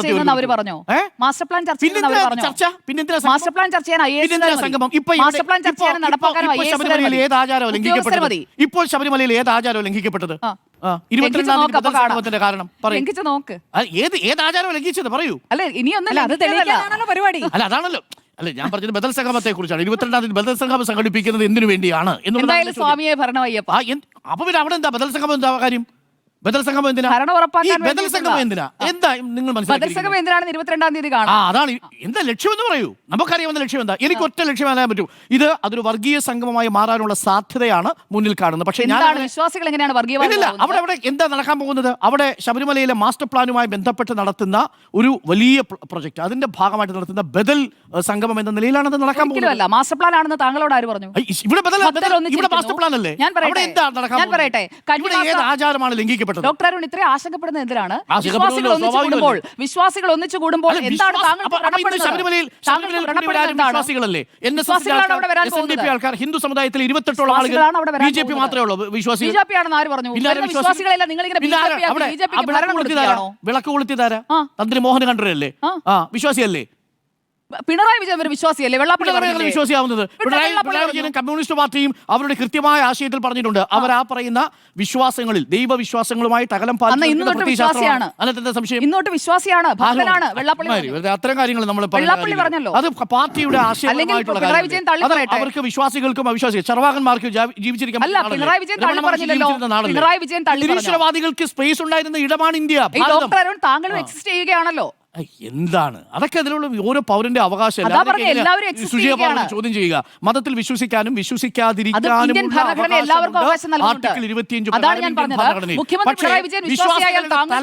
വിശ്വാസികളുടെ തലയിൽ തേങ്ങ എറിയുന്ന പരിപാടി. പിണറായി വിജയൻ വിശ്വാസിയായാൽ താങ്കൾക്ക് എന്താ പ്രശ്നം?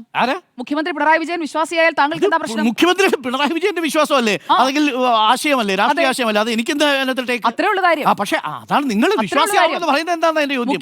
അതാ പാർട്ടിയുടെ ആശയപരമായി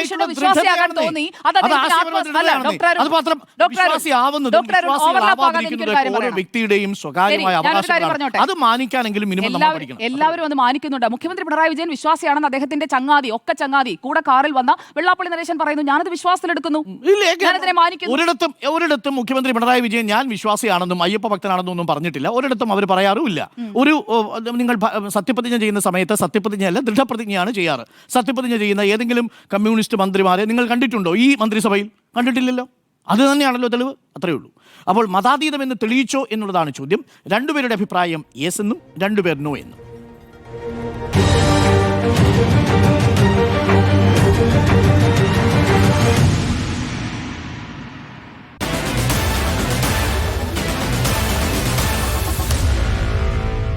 Meet the editors.